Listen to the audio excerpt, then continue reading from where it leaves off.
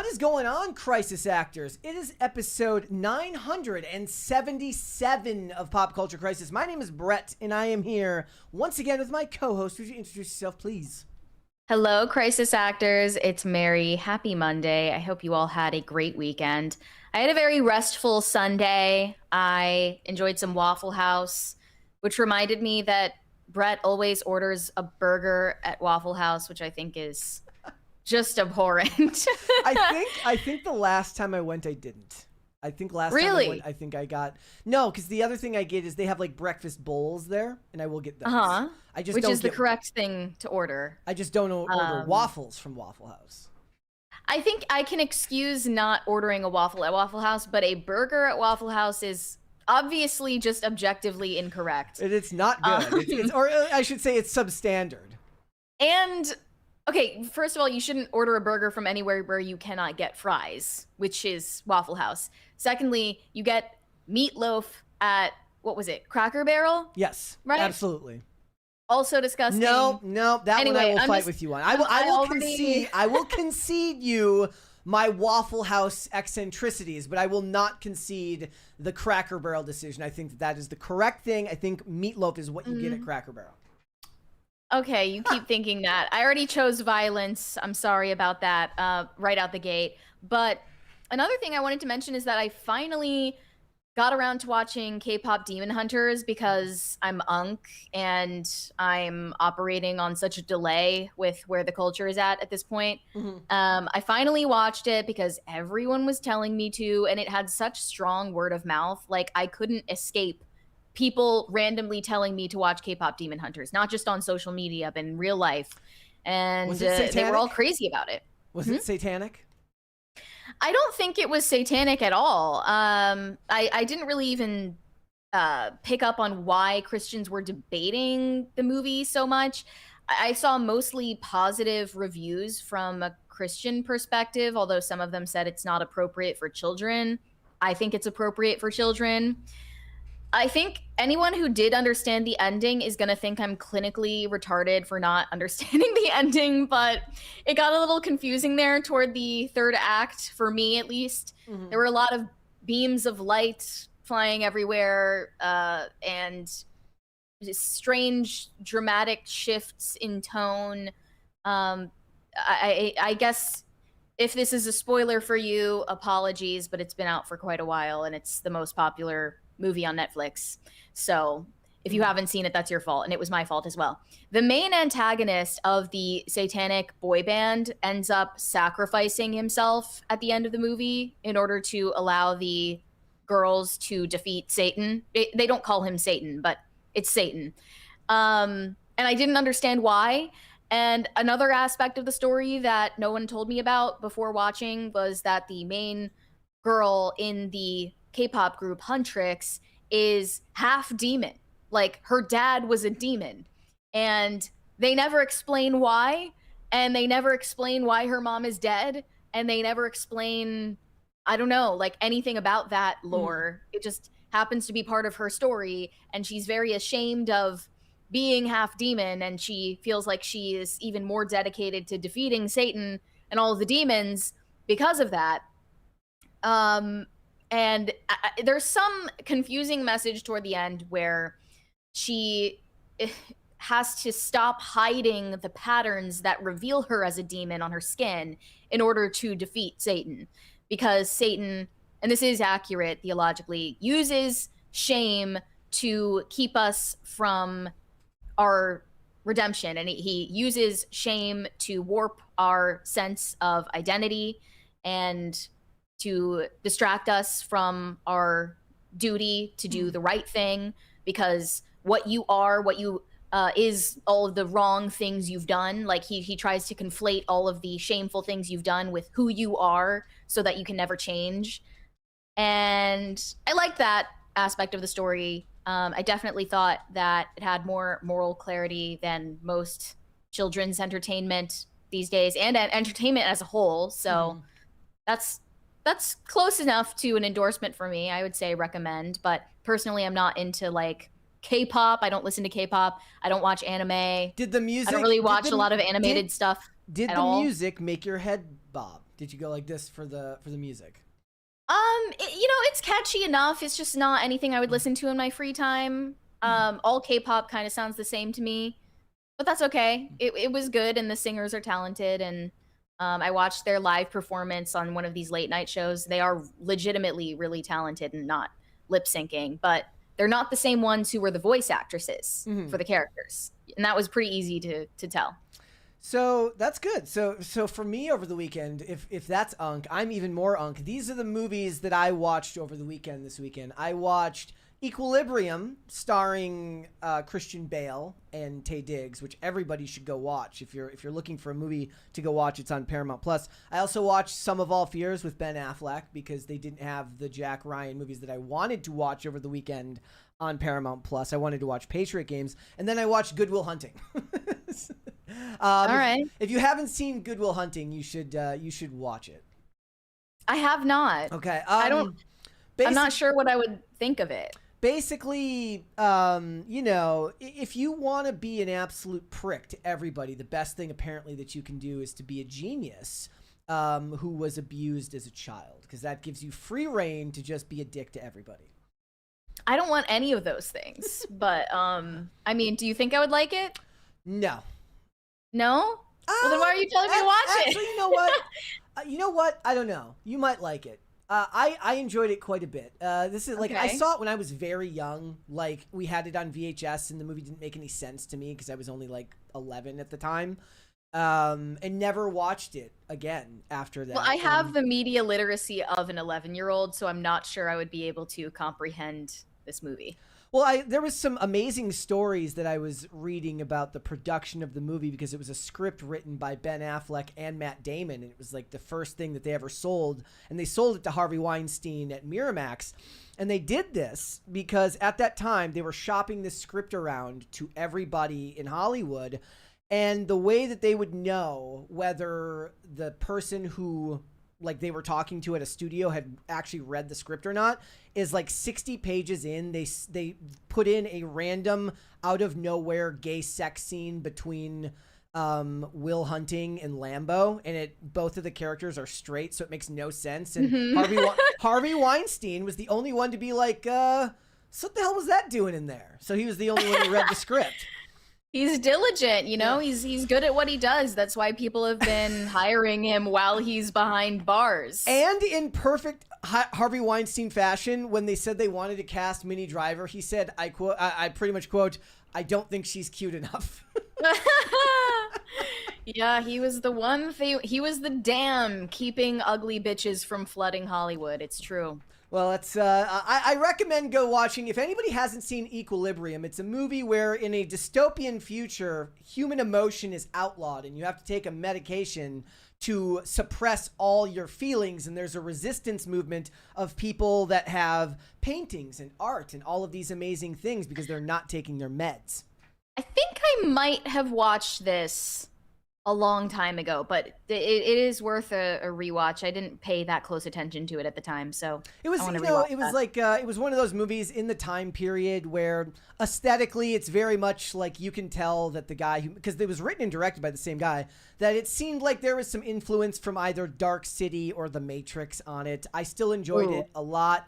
The name of the I didn't like Dark City, and I didn't like The Matrix. Everyone is going to jump down my throat for that, but it's not my thing. I like, this was another movie. I went through a bunch of movies that I watched when I was younger and then never watched again. So watched that one, enjoyed it way more this time than I did the last time that I saw it. So it was good. It was good. I enjoyed it. So we got off on a tangent here early, but that's okay, guys. You should hit the like button on this video and subscribe to the channel. If you are new here and you have not subscribed here yet already, please and thank you. Remember, liking the video is one of the best ways that you can help this channel out. It tells YouTube algorithmically that you like this content and you want to see more of it. So go ahead and do that. And remember to share it out with everybody in your life that you both love and hate. The more people that you share these episodes with, the faster this channel can grow. I would also ask you guys to go and check out the videos I did over the weekend about actor Timothy Busfield and the allegations that have come out against him. It's been, as somebody who, like both me and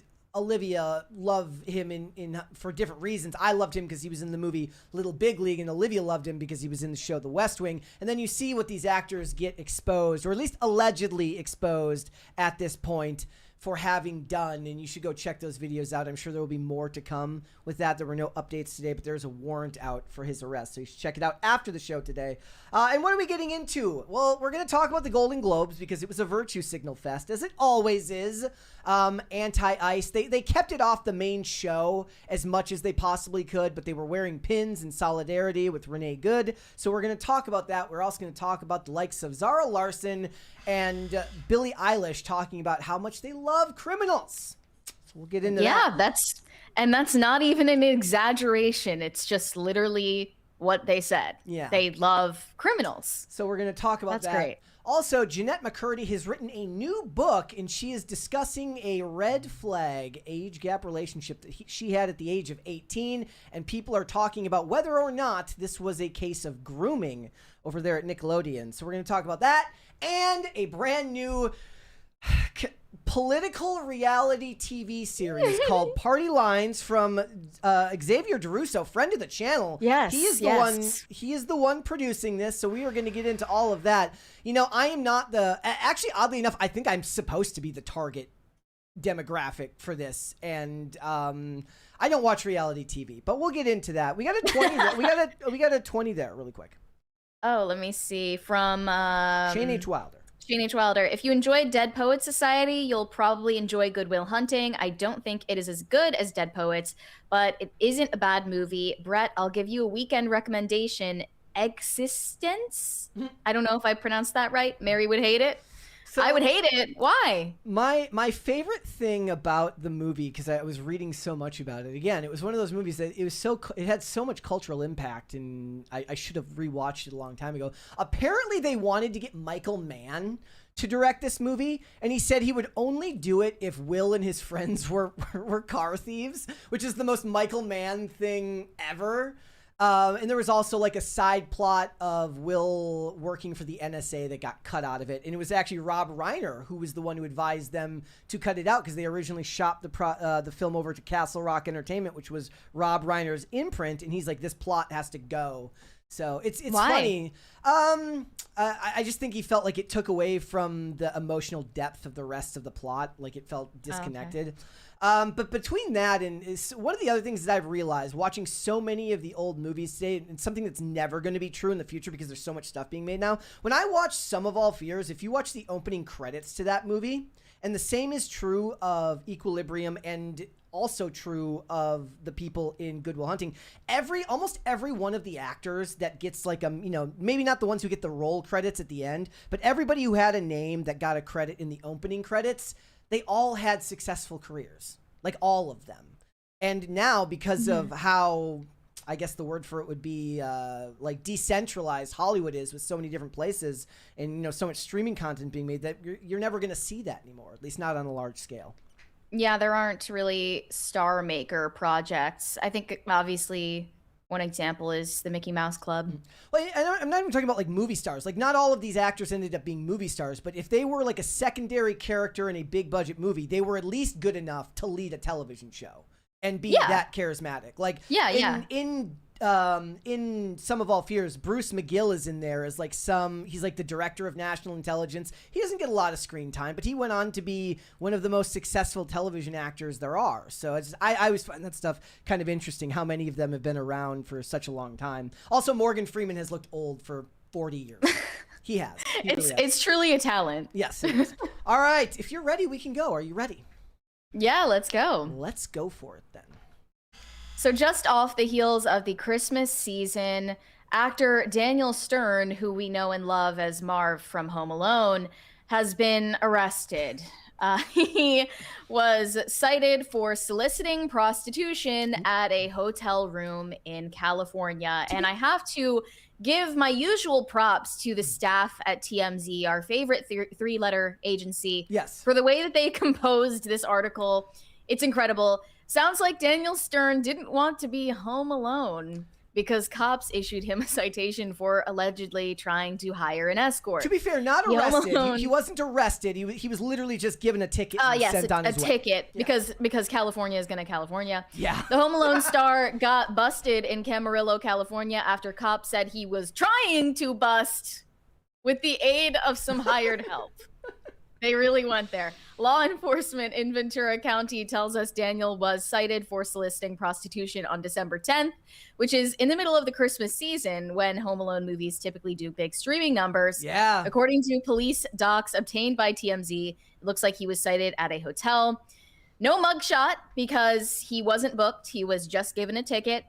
And they said that it was just a couple of months before the citation, he was rushed to the hospital in October for some sort of medical emergency. Yeah. He's getting up there in age, so I don't know. Maybe that's one of the reasons why people feel bad for him. A lot of the replies to this story were saying like he basically doesn't deserve to be held accountable by the law because of his age and because we liked him in Home Alone. Like, that's the argument. The medical incident was on October 7th, and the fire department told TMZ they responded to a residence for a medical emergency. There was never any information after that. I didn't see any other, like, criminal record for this guy.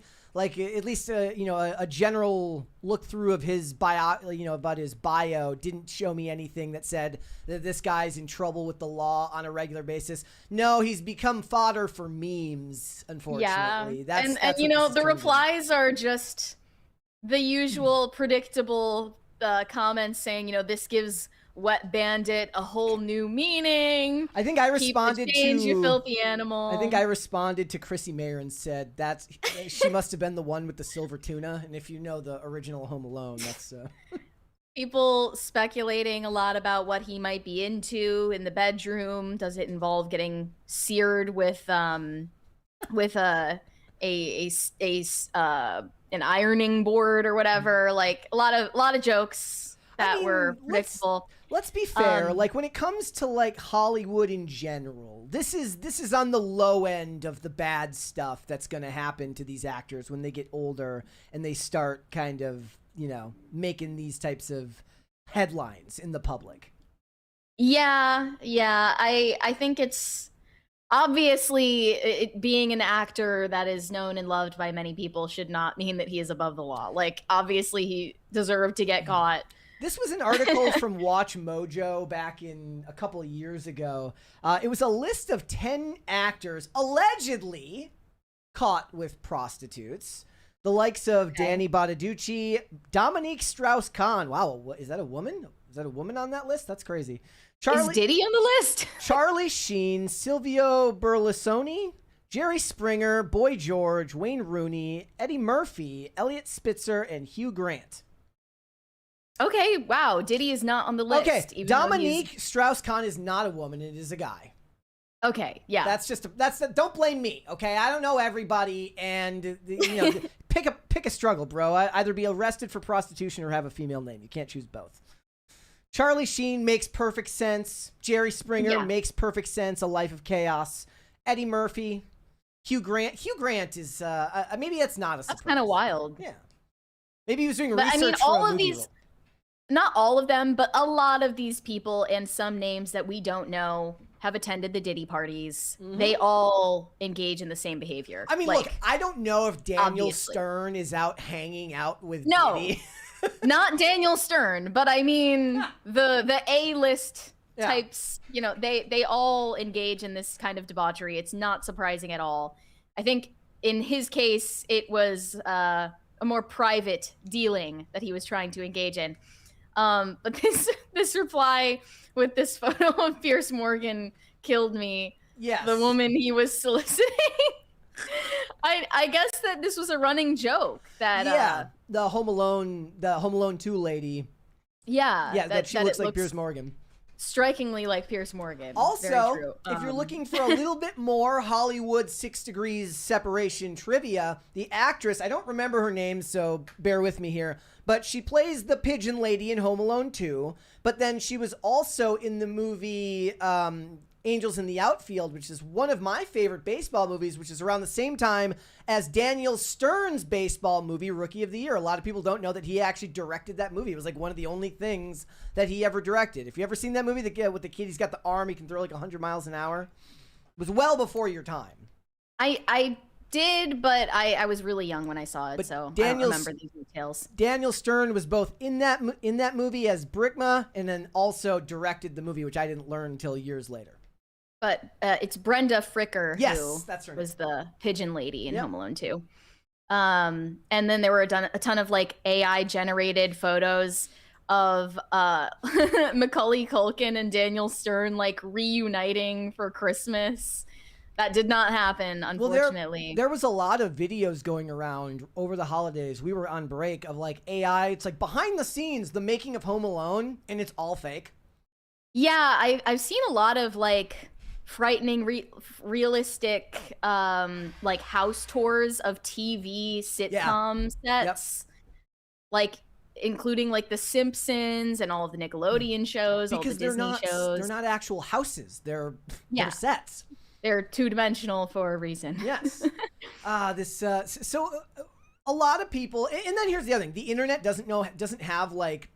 It has one speed. So in the topic about him getting pinched for prostitution or for soliciting a prostitute, people started having like ethical debates about prostitution and asking like, they're like, look, I don't care what this guy does in his own time. And then the next person comes in and is like, actually, it ends up being a hub for human trafficking. And I'm like, bro, this is why society is cooked right now, because we can't just look at something and laugh. We have to turn everything into a deep ethical, philosophical debate.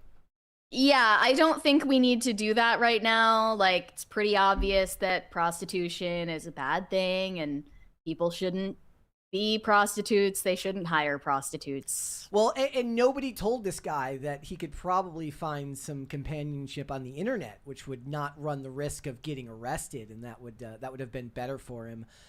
He doesn't seem to work a lot lately. Like he doesn't have to. I'm sure he's made his money, you know? I wonder if he gets royalties for Wonder Years. He was the narrator on the Wonder Years, so I wonder. He was? Yeah. No way. Yeah, he was the narrator on. I didn't know that. So I wonder if he gets royalties from that. Yeah, probably. And I bet that still plays on network TV. And they've talked about the Home Alone. Like Home Alone makes buku bucks every holiday season. Yeah, but I don't know. I didn't really see him in anything else. I didn't know that he was the narrator on Wonder Years. Yep. We get a 20 there from Pop Culture Junkie. It is related to this. I got it here. Says I don't see it yet. Says this is from Pop Culture Junkie. He says Hugh Grant's prostitution arrest on the Sunset Strip and his subsequent appearance to fess up live on the Jay Leno show caused Jay Leno's ratings to beat Letterman and stay #1 until Leno retired. Whoa, that's impressive. It's kind of like that's like the Hollywood version of WWF back when WCW and WWF were going head-to-head in ratings. WCW actually leaked information that Mankind was going to win the World Heavyweight Championship on WWF television at the time, because back then WCW was live and WWF was pre-taped, and then everybody switched the channel over automatically to see if it was true, and they ended up screwing themselves over. I was unfamiliar with that. So, Daniel Stern, we can only hope that you find companionship you don't have to pay for. Yeah, find love. We need you to He needs love in his life. That's what he needs. Seriously. All right, let's move on. Okay, so predictably, the 83rd Annual Golden Globe Awards were weighed down with a lot of political baggage. It's been this way every year for as long as I can remember, personally. And I think some of that is demonstrated in the shows and movies that were awarded the most heavily. One Battle After Another got 4 awards. The movie that starred Leonardo DiCaprio, that was a satire of political extremism. It was incredibly weighed down with liberal mustiness. And then Adolescence, the British TV show about incel violence, was also given 4 separate awards. Yeah, the kid won. If I remember correctly, yeah. I think like youngest ever to get the award for supporting actor. Yep. He's 16 currently, but that was basically blaming knife violence in the UK on incel ideology, which was, obviously that's like completely detached from reality. But that is one of Idris Elba's like rallying cries. Is he's considering running for office, and a big thing he talks about is knife crime. Yeah. Okay, well, I mean, it would be nice if they could address the endemic of Islamic violence and migrant violence in their country instead of making shows about incels. And they had Nikki Glaser as the host, who, I don't really appreciate female stand-up comedians personally. I think she was a big downgrade from Ricky Gervais, who was the best to ever MC the Golden Globes. He actually didn't attend this year, but he got an award for mortality, which was instead accepted by Wanda Sykes, who wanted to give him a personal jab by thanking the trans community when she accepted the award on his behalf. They can't help themselves. Variety said there were somber reminders of politics on display. Celebrities such as Mark Ruffalo and Wanda Sykes, and also they didn't mention Ariana Grande, wore pins on their lapels that said "Ice Out" and "Be Good." The "Be Good" one was a tribute to Renee Good, who was shot by an ICE officer in Minneapolis. Totally her fault, by the way. Not that anyone should be gloating over her death, but it was entirely demonstrably her fault by all angles of the video. One of the things I found the most interesting about this is like these were all these references were fairly small, wearing a pin, not a whole lot of fanfare as far as the actual speeches and stuff like that. But the way it was characterized in the Hollywood Reporter was like, says Glaser delivered a top tier monologue ahead of a show that otherwise pretended all's well with the world. It's like, you just need to make everybody miserable all the time. Like, maybe that's the point. Maybe the point is we don't have to talk about how awful the world is all the time. Shocking idea. Well, there were some, dramatic, emotional speeches that were pretty woke. I'm not going to lie. The speech that Tiana Taylor delivered for Best Supporting Actress in One Battle After Another, she said, "To my brown sisters and little brown girls watching tonight, our softness is not a liability. Our depth is not too much. Our light does not need permission to shine. We belong in every room we walk into. Our voices matter and our dreams deserve space." I don't know what any of that means. So we're really holding space for Defying Gravity right now, and we're holding space for their voices and their light. And if you're wondering, it would be just as weird and cringe if some white supremacist did the same thing. It's just weird, right? It's all identitarianism that has no real, it doesn't mean anything. It's a whole bunch of words strung together that don't actually mean much of anything. I think the pins were the worst part of the whole thing, because I would love to know how they ended up at the event. Like, who was giving these out? Wanda Sykes, when asked about the meaning of her pin by our favorite Variety journalist, said, "We need to speak up and shut this rogue government down. It's awful what they're doing to people." Well, so as long as they're doing their part while they're at these rubber chicken dinners and award shows, that's how they do their part. Yeah, so Mark Ruffalo is also a usual suspect when it comes to this type of thing. Judd Apatow, during his speech on stage, was making an offhand remark about COVID, and then said, "I believe that we're in a dictatorship now," to the laughter of hundreds. Here. A lot has happened since then. That was 10 years ago. Since then we've had COVID. I believe we're a dictatorship now. And I noticed that nobody mentioned Iran. This is what I love about J.K. Rowling. She's talking about Iran right now. That's actually where, really? Yeah. She's been tweeting about Iran. I noticed that they weren't talking about Iran here. I haven't been paying attention to J.K. Rowling's feed lately. She's such an eloquent writer that it would do her no justice to just like offhand. You got to read the actual quotes. But the point is like nobody can get through these circle jerk award shows without talking about this stuff, even if it is less than they did some years. Well, it's just like, if any of these people genuinely believed that they were living under a fascist dictatorship, first of all, they wouldn't be laughing about it. But secondly, I would hope that they wouldn't just continue with business as usual, as you can see them in this video. Yeah. They're all like clapping and laughing about the fact that they live in a dictatorship. It's it's they don't seem to take it very seriously. No, they do not.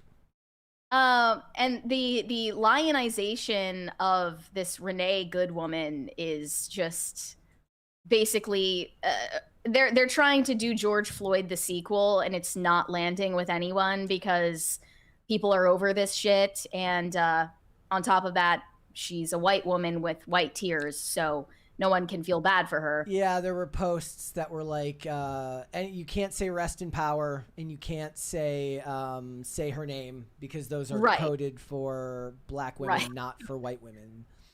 And you might have seen that video of the woman protesting after her death, saying, you know, she feels conflicted about showing up to protest because she knows that white tears are not particularly helpful in times like this. Yeah. So... yeah, I can't imagine wanting to live with these people. And for Hollywood, the award shows, the number one takeaway that I saw from the internet last night was the Golden Globes are happening. Huh. I think Kino Corner said that, and like Kino Corner's like plugged in.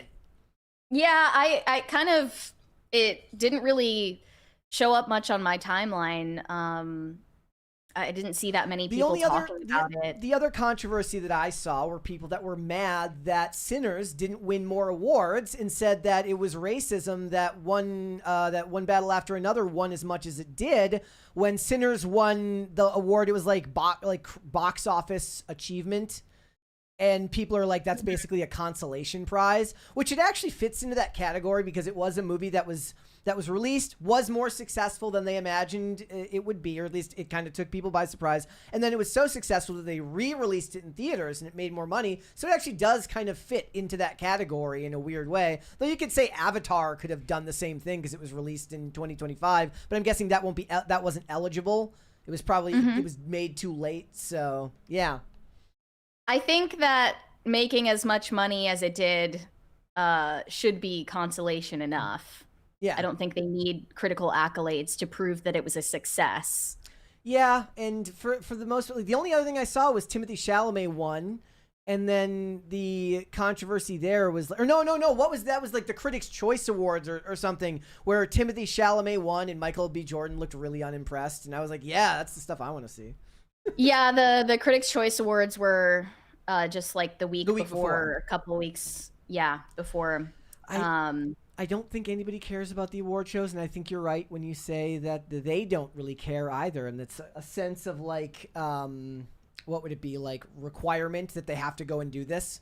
They're forced. No, they even like poked fun at that in Nikki Glaser's opening. She said like, this is by far the most important thing happening in our country right now. And they all laughed about that because they know how irrelevant these award shows are. Yeah. And I've said this before, but this is essentially like going to the office Christmas party for their line of work. Mm. Like they kind of begrudgingly do it because they have to. Yeah. Seems boring and horrible. Mm-hmm. All right. Well, maybe one year they'll make it interesting, but I don't think they know how to anymore. No. All right. Let's move on. There's more to get into. Yeah, there's more Elon Musk baby mama drama on the way. He is claiming to petition for full custody of the son that he shares with Ashley St. Clair, former right-wing pundit.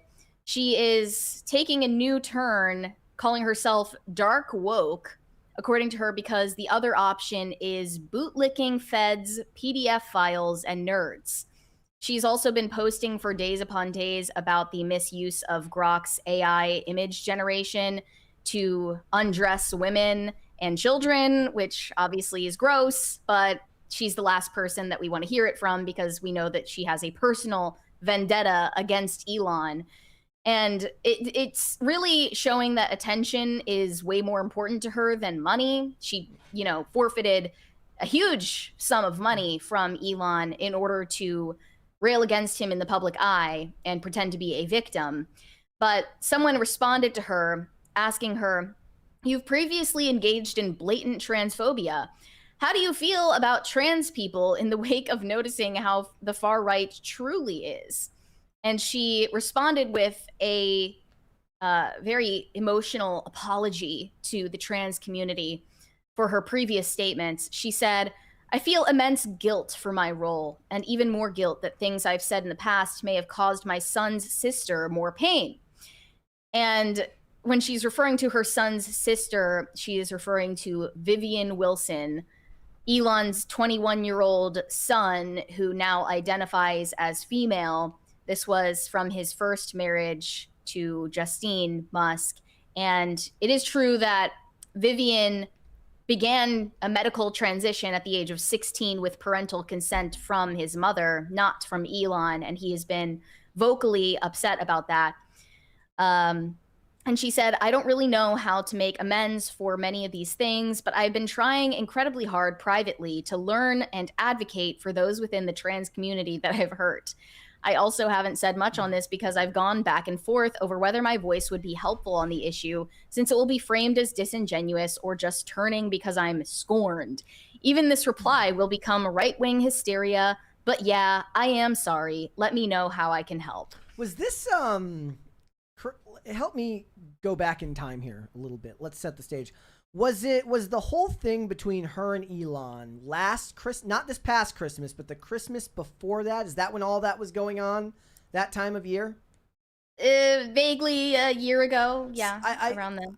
I literally, like, when we would travel home to see Olivia's family, I would, like, gauge it by whatever stupid controversy was going on X at that time. And I think on the way there, it was her and Elon. And on the way back, it was Vivek and H-1B visas. Yeah. And that is now the way the world works. You no longer measure things in units of, in any unit of measurement or length of time. It's how many stupid controversies ago was this incident. And that's how you will gauge everything. You're like, oh, I remember that. That's because I was arguing with people online about whether Ashley Sinclair was actually, you know, trying to get her ex's attention because of whatever. She had the article that was written or the piece in the magazine.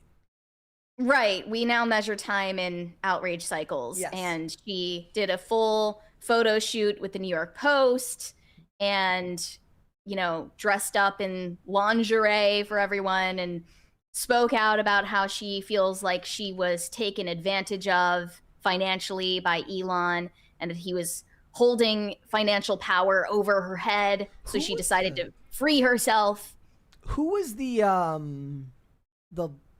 woman? Was it Brianna Chicken Fry who like gave up a huge sum of money just so that she could talk shit on the internet? Yeah, Brianna Chicken Fry at Barstool. She was in a public relationship with Zach Bryan, and then he offered her some crazy like $15 million NDA, and she declined it so that she could expose him. And it was like but nothing. All that she had to expose was a fact that everyone already knew about Zach Bryan, which is that he is an angry drunk. Okay. Yeah, like I was waiting for like the most titillating information ever, and it ended up being a huge nothing burger. Right. A $15 million nothing burger. With Ashley St. Clair's sudden change of heart on the transgender issue, Elon was very alarmed by this and replied saying, I will be filing for full custody today, given her statements implying she might transition a 1-year-old boy. And I think like some people are trying to say he's overreacting and she never said or implied that she would, you know, medically transition their baby. But in her reply, you can see that she is implicitly approving of medical transition on minors, including Elon's other child. Mm-hmm. So I don't think it's necessarily an overreaction, but some people did say at the time, you know, Elon, this is your fault because you're indiscriminately nutting in all of these women who you have not vetted properly to be fit parents, and you're not involved in your children's lives, which is a totally fair critique. And Elon followed this up saying, yeah, I dig my own grave and inadvertently cause pain for many people I care about too. I'm very worried about population collapse destroying civilization, but this doesn't really solve that problem. It's the height You don't say. It's the height of hubris to think that you're the one who's going to solve the population collapse problem on your own.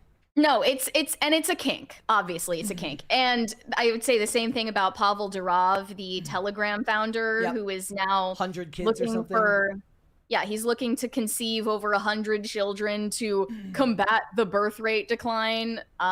You are a drop in the bucket for a birth rate decline that is on a global scale. You're obviously doing that because you have some sort of weird kink. And you know, I think this is more an indictment of conservative influencers than anything, because Ashley St. Clair obviously made a name for herself and made so much money off of, you know, propagating the opposite worldview. For years, she also wrote a children's book titled Elephants Are Not Birds, which was about this exact topic that was against transgenderism. And now she's completely turned heel and didn't stand for any of these principles in the first place. Yeah, I saw an Eric July post recently where he's basically talking about, he's like, most of the people in the influencer sphere didn't come to their political views organically, and that they will switch up on the drop of a hat just to go with whatever they think is going to make them the most money. It is really, it's very easy to get disillusioned with everything. But again, for her, it's really not about money. She declined millions upon millions of dollars in order to go on a public tirade against Elon because she's a scorned woman, and she truly she got carried away thinking that the world's richest man was going to fall in love with her and claim her and marry her. And when he was not interested in that and not interested in being publicly tied to her, she left all of that money on the table in order to go public with her complaints. She's trash. Yeah. So no one should be surprised by her behavior. I mean, most of these conservative influencers saw an opportunity to make a profit. They didn't care about any of these issues in the first place. That is just another chapter in that tale. How would you what advice would you give to people if you want to, because you're pretty good at pointing this stuff out, like what advice would you give to people if you're looking to kind of find the ones that are not being genuine? What's a tell that you think there is that shows you that they're not genuine about their opinions? Oh, for conservative influencers? I guess it doesn't have to be for conservative influencers. It could be for any influeers. Like, what are the signs that immediately put your heckles up when you're like, they're not being honest about who they are? I mean, I think that a lot of these influencers waited until a certain stance was acceptable and part of the Overton window before they expressed them, especially on the issue of transgenderism. And they were constantly tone policing the voices that were highlighting these problems up until the point where it was acceptable to talk about it. And then they shifted and started talking about it themselves. Yeah, and a lot of these people, you know, back in 2021, 2022 were waiting for, you know, more courageous people to talk about the issue of transgenderism. Then they hopped on the bandwagon. Then that culture war battle was won definitively by the conservative side, and they acted like they were on board with it all along. I mean, this has kind of been going on in a more micro scale recently with people talking about why aren't more conservative influencers, why weren't they calling out Candace Owens? And then they were mad because certain people didn't have anything to say about it when they felt it was appropriate for when they should have had something to say about it. That was just something that I saw people arguing about recently. Well, yeah, but I guess on that, that's more an issue of like personal vendettas than, you know, something that's ideological. Well, I mean, no, because some of those people believe that there's, first of all, that there's going to be extensive repercussions for the conservative movement because she's, at least in their eyes, they believe that she's fractured the movement very thoroughly. So they actually did put it on ideological lines. Also, a lot of it was connected to Zionism and her stance on Israel and stuff like that. So I saw a lot of conservatives kind of going back and forth about why didn't you come up? Why, like, it was like Alex Clark or something is like, why are only women speaking up about Candace Owens, and I was like, "What are you talking What? about?" I was like, yeah, this was a while back. I mean, this is a while back now. I'm just saying, it's just something that I've noticed that people do have that intention to kind of point out and say, you should be talking about this right now. But the thing is everybody only has a finite amount of time in a day, and that would be your assumption that this topic is important and I want to talk about it. And yes, there is a lot of times one of the reasons they don't is because it becomes a political hot potato. But then that becomes the broad brush that you use for everybody. Somebody else might just not care enough about a specific topic to want to talk about it, but then they will be labeled as being either an infiltrator or somebody who's trying to shift the window again, the Overton window against them by not addressing it when it needs to be addressed. It kind of to me, it falls in the same category as labeling someone a grifter, which is like, unless you know what's in the heart of this person, that's a very heavy label to put on somebody just because they don't agree with your opinion. Because that's what that word means now. It means this guy doesn't agree with me, therefore his views couldn't possibly be his own. He's only doing this for the money. I would say another tell, and this isn't foolproof because I get that people can change their minds over time and like everyone's story is different. But when I see that somebody didn't vote for Trump in 2016 or 2020, and they only voted for or supported him in 2024, I think that person is a fake. I think they're posers. And I think that that's when it became socially acceptable to support Trump. I would say that's definitely, that's more true in the Hollywood side of things for sure. Like the few that have come out since then, like I guess the best would be like Snoop Dogg going and doing that like crypto ball, which didn't even have Trump there. And yeah, but it goes for the pundits as well. Like a lot of these people, they try to not address it. They try to hide their past. But a lot of them were never Trumpers. Yeah. Up until the point where it became profitable to promote him. The Destroyer to all trolls in the chat says, but Candace Owens is a grifter, Brett. How can you be so naive? No, I'm not naive to the idea that people will latch upon a topic that's absolutely going to make them money, and then they're going to focus intentionally in on that, and maybe they care about the topic, maybe they don't, but they're doing it for the views. That's not what I'm saying. I was using that terminology as a more broad term. I wasn't applying it to Candace Owens specifically. I was saying that that term gets thrown around a lot, especially on X, where anybody who disagrees with you is suddenly a grifter who could only be taking that position because you're getting paid. Because you're getting paid $7,000. That's why you disagree with them, because you're getting paid $7,000. I also want to say, not for nothing, there are way more female conservative influencers who are only in it for money and attention than male. And why do you think that I don't even think I need to explain why. They use being a woman and being moderately attractive in order to get an audience. And this is an easy way to gain a following. And then, as their digital footprint tends to demonstrate, they don't hold any of these views truthfully. Yeah. And the second that it becomes convenient for them to abandon their principles, they do. Yeah, I'm holding it down for I'm using my influence as a short person to really, really latch on and build my platform. I've got the short audience. All right, let's move on. What would you like to see, cringe or cute of the day?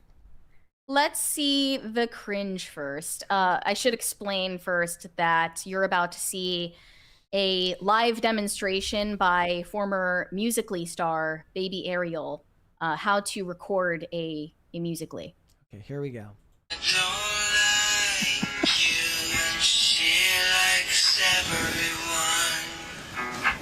Bro, I'm going to get copyrighted. This episode's going to get demonetized for this shit. I don't think so.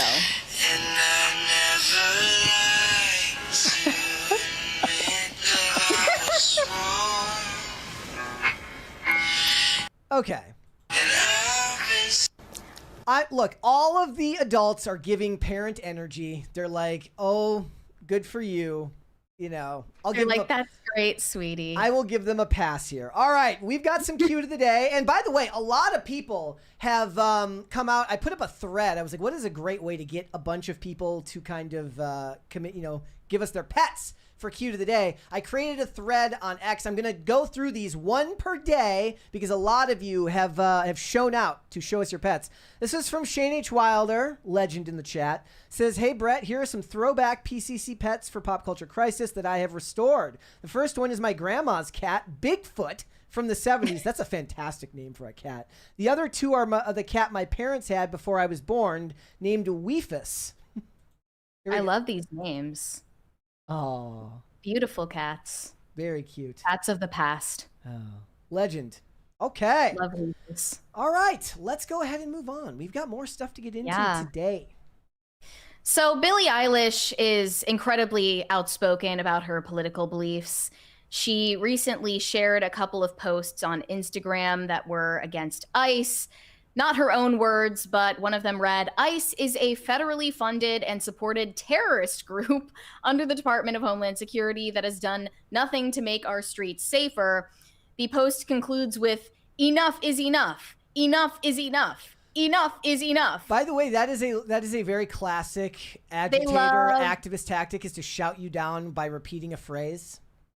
Not even shout you down, because obviously this is a text post. You're just reading it, but they really love mantras that they just copy and paste over and over again. They love that.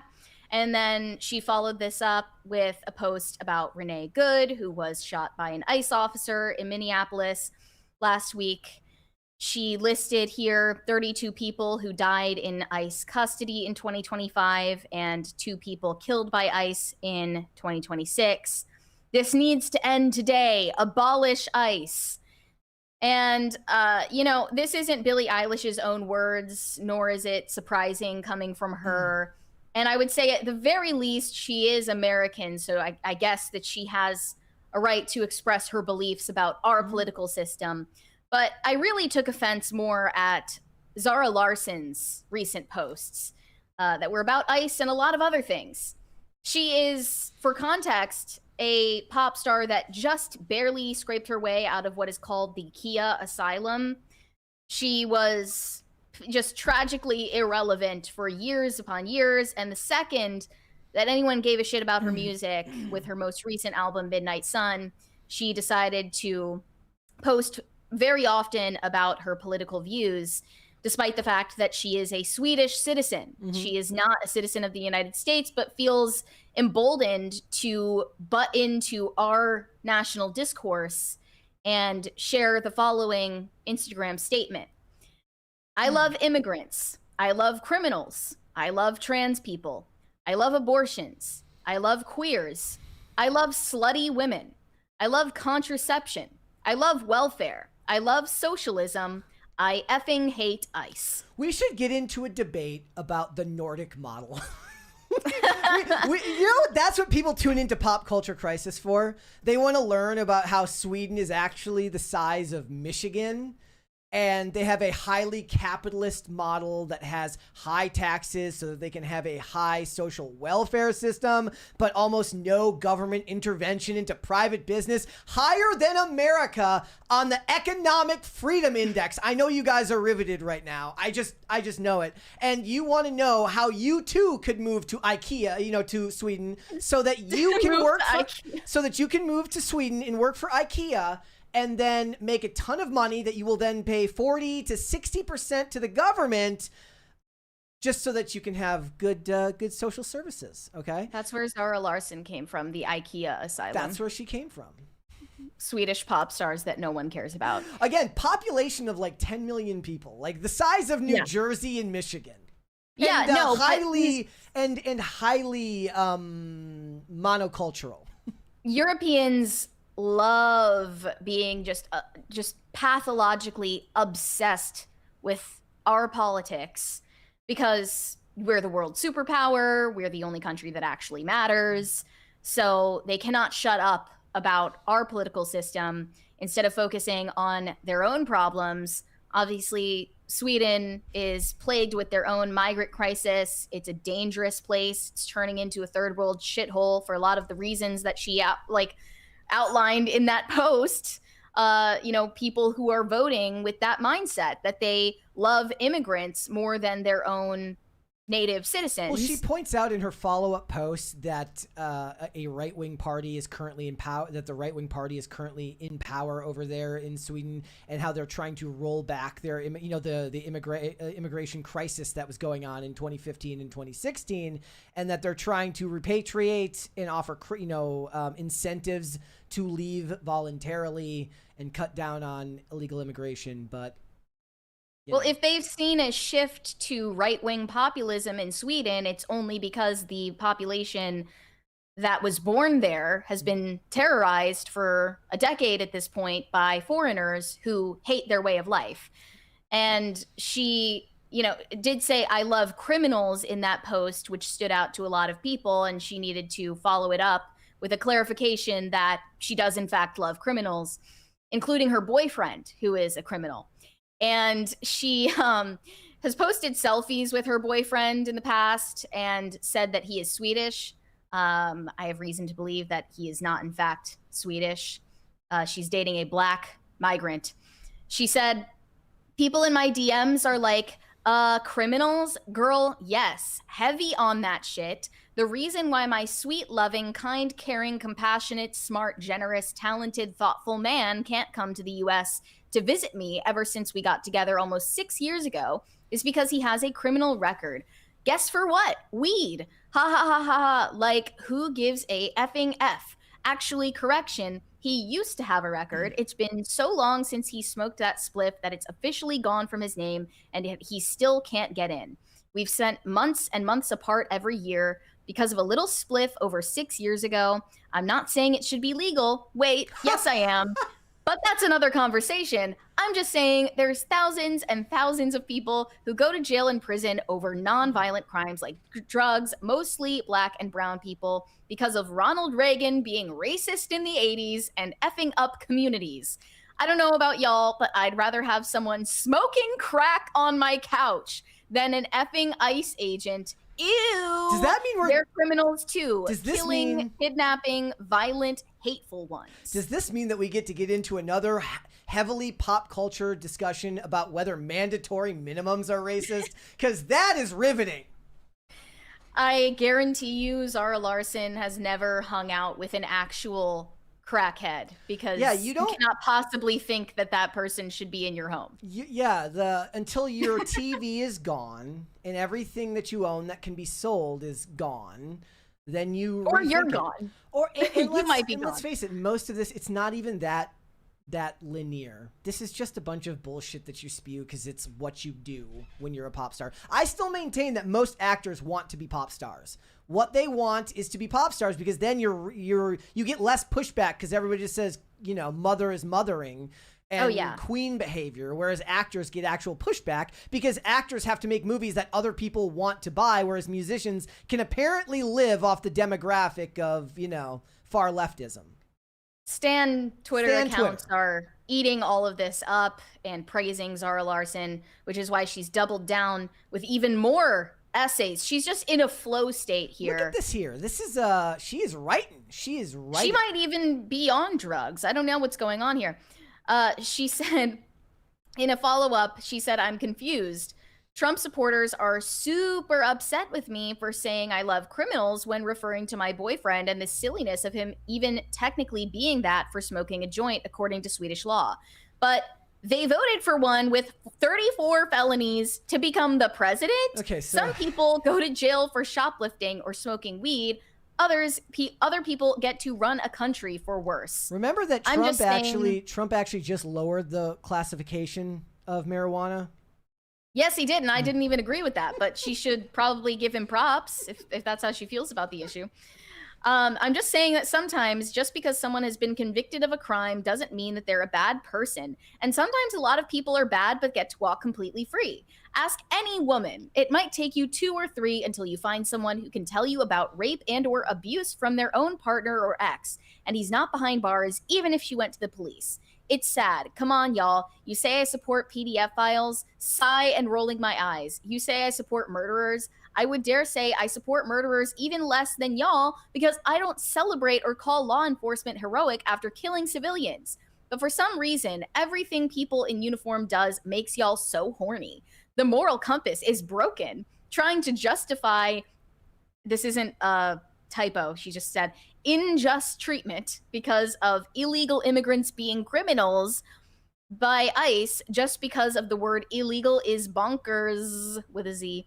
Also, mind you, it's a civil violation staying in the U.S. illegally, not a criminal offense. We could get into another discussion about whether you have to obtain a false, a fake, or a misused social security number, perhaps from somebody else, so that you can get a job, right? But she's also neglecting the idea that when someone enters the country illegally and then gets a job, they essentially become a slave class, because they don't have the same rights as a citizen and they're right to be taken advantage of.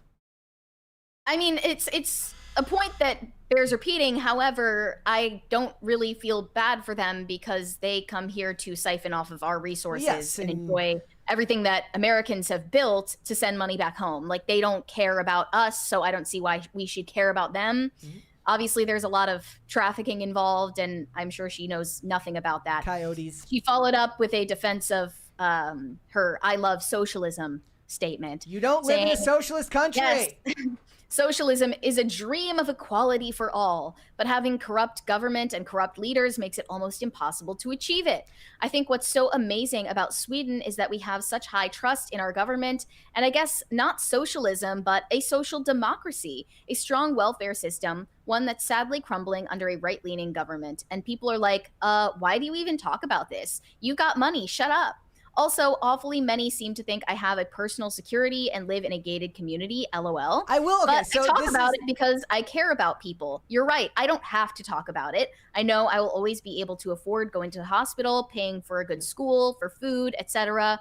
But I don't want to live in a society where healthcare and education are privatized and only for people who can pay for it. So she is probably right. Probably everybody comes back at her and says, you've got private security and live in a gated community. She probably gets that 10,000 times a day every time she talks about this stuff.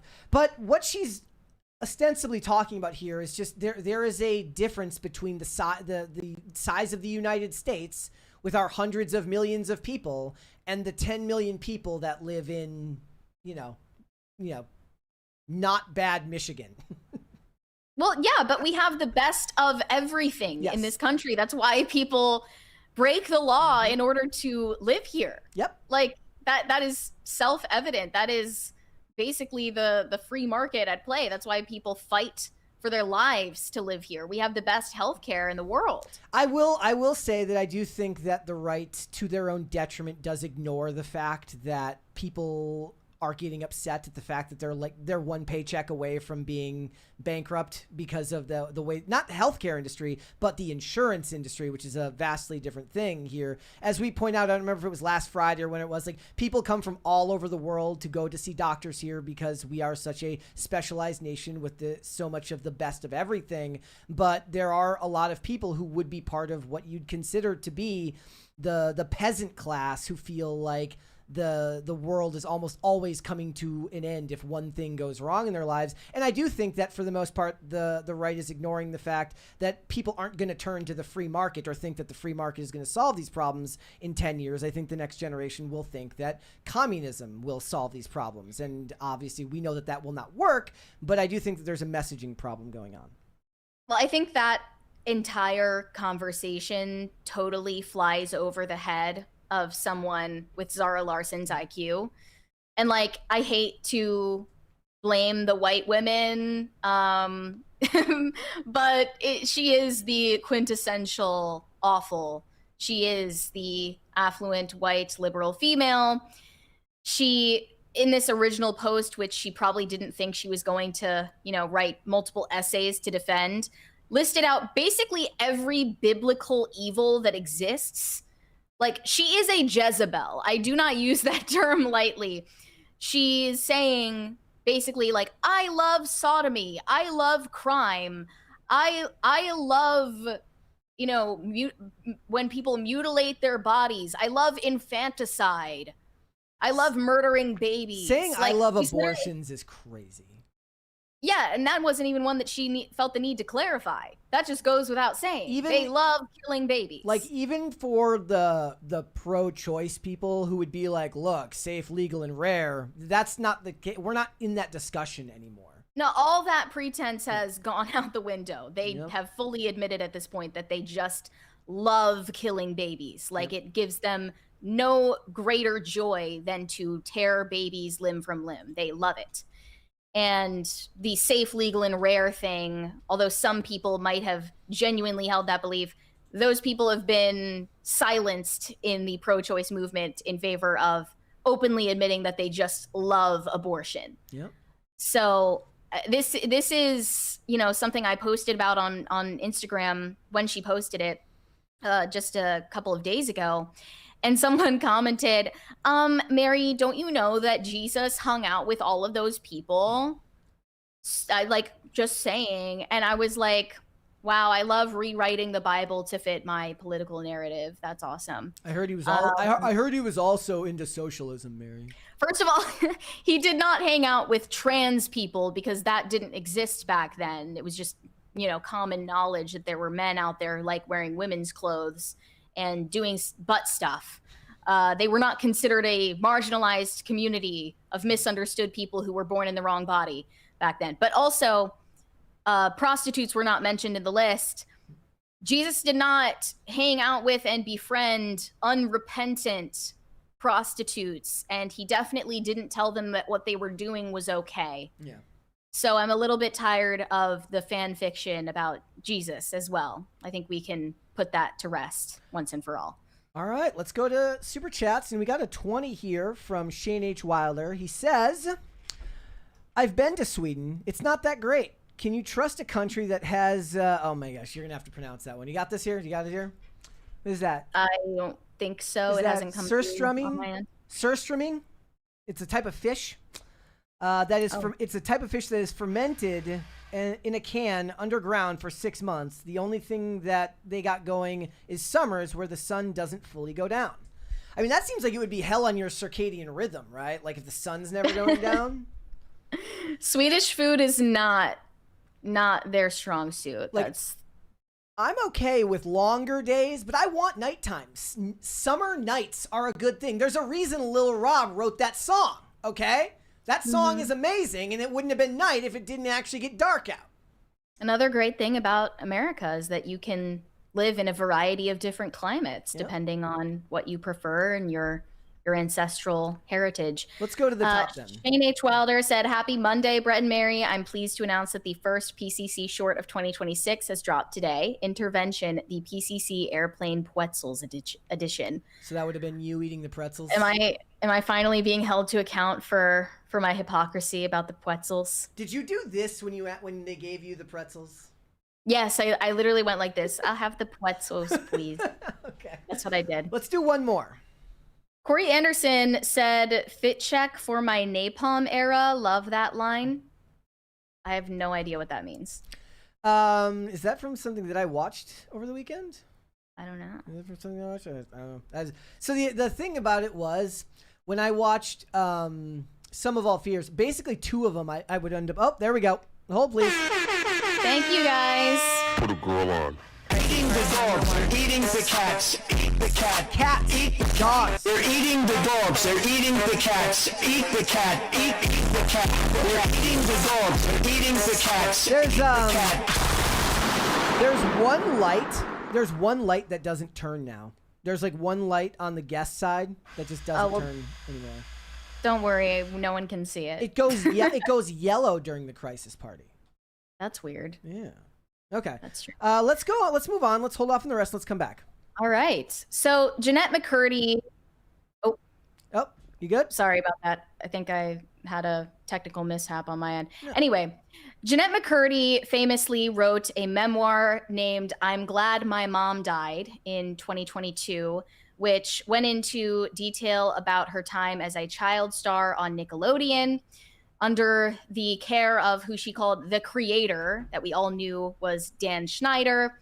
And it went into a lot of the disturbing facts about her relationship with her stage parent mother, who manipulated her into performing and being her family's financial support. And weird things like, strict diet guidelines that she was under, and strange things like being forced to shower with her teenage brother. Obviously, she had no guidance from her parents whatsoever as she was going into this industry.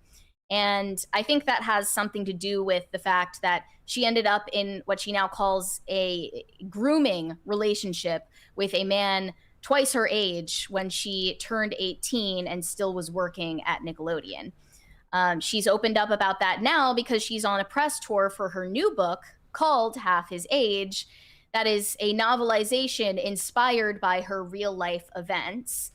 And the main character, a 17-year-old, is inspired by herself. So in a recent interview that she did with Alex Cooper on Call Her Daddy, she spoke more in detail about this relationship. And nobody seemed to talk about this back when Quiet on Set came out, because the focus was so heavily on Dan Schneider as the showrunner of iCarly and all of these other famous Nickelodeon shows. But it turned out that she was actually in a relationship starting at age 18 with an iCarly scriptwriter named Paul Glazer. And when they met, she was allegedly 18. She says most likely 18 when he started on the show. So thankfully, he did not meet her when she was still a very young actor. Mm-hmm. But they, started talking on set, and she believes now that she was taken advantage of by this guy when he was in his mid-30s. And I want to show this clip of the interview where she discusses why she felt like this was appropriate at the time and the things that she told herself to justify the relationship. What was the starting point again? I'm sorry. Was it 2 minutes? 2 minutes and 20 seconds. Okay, here we go. Let me pull it up here. Here we go. Very high school. What do you remember about how you felt about the age gap? Thinking that I was mature, thinking that I was so smart that this could happen. And also, I hadn't really felt a deep connection with anybody my age at that point yet. I had felt one connection with a female friend who I still love to this day, but she was, 7 years older than me. So not nearly the age gap that it was between he and I. But I remember thinking like, oh yeah, there's just something about me that's a little different. Like, I'm special. Like, that's what it felt like for me. I'm special. I can connect with older people. Younger people aren't on my wavelength. Like, please. And how did he talk about it and justify it? Like that. Like fucking that. It was, you're so mature. I can't talk to anyone this way. I can't believe how smart you are. Like, are you kidding me? I was such an idiot. I'm so embarrassed. Also, how humiliating that he thought that was smart or even used it as being smart as a manipulation tactic, because how stupid. So after this, Alex Cooper and Jeanette McCurdy both agreed that these comments about her having unusual maturity for her age were a major red flag. But according to Jeanette, when you're in it, it may not feel like a red flag, but socially that concept has been spread around enough where people are like, got it. If a man is calling a woman mature for her age, pause for 5 seconds and someone protect that young woman. McCurdy explained that her boyfriend at the time disguised the power imbalance between them by making her feel like she was in control. She said that it was ultimately my choice, that it was ultimately up to me, that ultimately I was the one in charge. And I think if you really are powerless, you'll take the bait. And you'll go, okay, I really want that feeling of power, even though my gut knows that it isn't that. I'll take what you're saying and run with it. I'll try to make that into some semblance of power. If you're that desperate, you will take the bait. And I think I did. So her fiction novel called Half His Age is quite different from the real life events that it's inspired on. Mm-hmm. And I want to read you the description of it because honestly, I think that, it really makes light of the situation when it shouldn't. From the best-selling author of I'm Glad My Mom Died comes a sad, funny, thrilling novel about sex, consumerism, class, desire, loneliness, the internet, rage, intimacy, power, and the oftentimes misguided lengths we'll go in order to get what we want. So the character based on Jeanette is Waldo, and she is described here as ravenous, horny, blunt, naive, wise, impulsive, lonely, angry, forceful, hurting, perceptive, endlessly wanting. And the thing she wants most of all Mr. Corgi, her creative writing teacher with a wife and kid and mortgage and bills, with the dead dreams and atrophied looks and growing paunch. She doesn't know why she wants him. Is it his passion, his life experience, the fact that he knows books and films and things that she doesn't? Or is it purer than that, rooted in their unlikely connection, kindred spirits, the similar filter with which they take in the world around them? Or perhaps it's just enough that he sees her when no one else does. Startlingly perceptive and keenly poignant, Half His Age is a rich character study of a yearning 17-year-old who disregards all obstacles or attempts to overcome them in her effort to be seen, desired, loved. So that just sounds like a badly written romance novel. And if we're to take seriously your claim that you were somehow taken advantage of and abused as a naive, vulnerable teenager, I don't think that you should make it into a profit-making venture, because then no one is going to take you seriously. So is the idea here that he came on to the show, because I saw no timeline with any of this. Did he work with her before she was 18 and then start dating her after she came to be of age? She was iffy on that when Alex Cooper asked her about the timeline of events, but she said more than likely, yes, she had turned 18 by the time that this guy was hired as a scriptwriter for iCarly. Okay, so I don't buy grooming if they didn't have any interaction before she was a legal adult and then suddenly was a legal adult and started. What is it? Does he sound like not the brightest, doesn't seem like the smartest guy in the world, and certainly it's dubious sounding, I guess, but grooming is a different type of allegation. It doesn't fit that label. Yeah, definitely. And now she's going around saying this guy is creepy and toxic and all of these labels. He could have been all of those things. That just doesn't mean that he is. This claim now comes with extensive, there's a lot of backlash that comes from that. So. Right. And then, because it was a public relationship, people are going to come after him with all of these accusations. And she is going to be laughing her way to the bank and not address or name this guy because that gives her legal immunity. I love the part where she's like, he would show me movies that he thought I would like Dazed and Confused, which I did not like, but I pretended to like. He would play me music that I did not like, but I pretended to like. So basically, you didn't actually express yourself honestly and then wonder why he's not able to connect with you. Well, I think that her point is because she was 18 and most 18-year-olds are very immature, she didn't speak her mind about unimportant or important things. Yeah. But by her account of how this relationship unfolded, he just sounds like an immature loser in many regards. First of all, he was already in a relationship with a girlfriend that he lived with when they met, and he ended that relationship in order to be with Jeanette McCurdy, who then was, I guess, pressured into buying a hotel room for them to live in because she had taken in her sick mother who was dying of breast cancer in her own apartment. And her mother didn't know about the relationship. And wouldn't have approved. She said she wouldn't have approved. Yeah, and it sounds like the guy was also, an alcoholic, and he was coming home drunk, but she didn't know what that meant because she had never had a sip of alcohol in her life. She also comes from a Mormon background, and she felt like he pressured her into doing sexual things that she wasn't comfortable with, and ended up losing her virginity to this man. And I think ultimately this is just her rewriting her own feelings of shame and embarrassment about being in a dead-end relationship with a guy who sounds like a total loser. And she just shouldn't have dated him, and she shouldn't have wasted any of her time with him. Yep. The part about, given her feelings towards her mom, I think the most interesting part is the fact that she was, that the mom wouldn't have liked him, given the fact that she had a bad relationship with her mom anyways. Well, she had a codependent relationship with her mom where she was desperate to have her mom's approval. And then after her mom passed from cancer, she later on understood that it was an abusive relationship that she had with her mom, and that, you know, she really was pressured into being her family's financial support system at a young age when she didn't understand the consequences.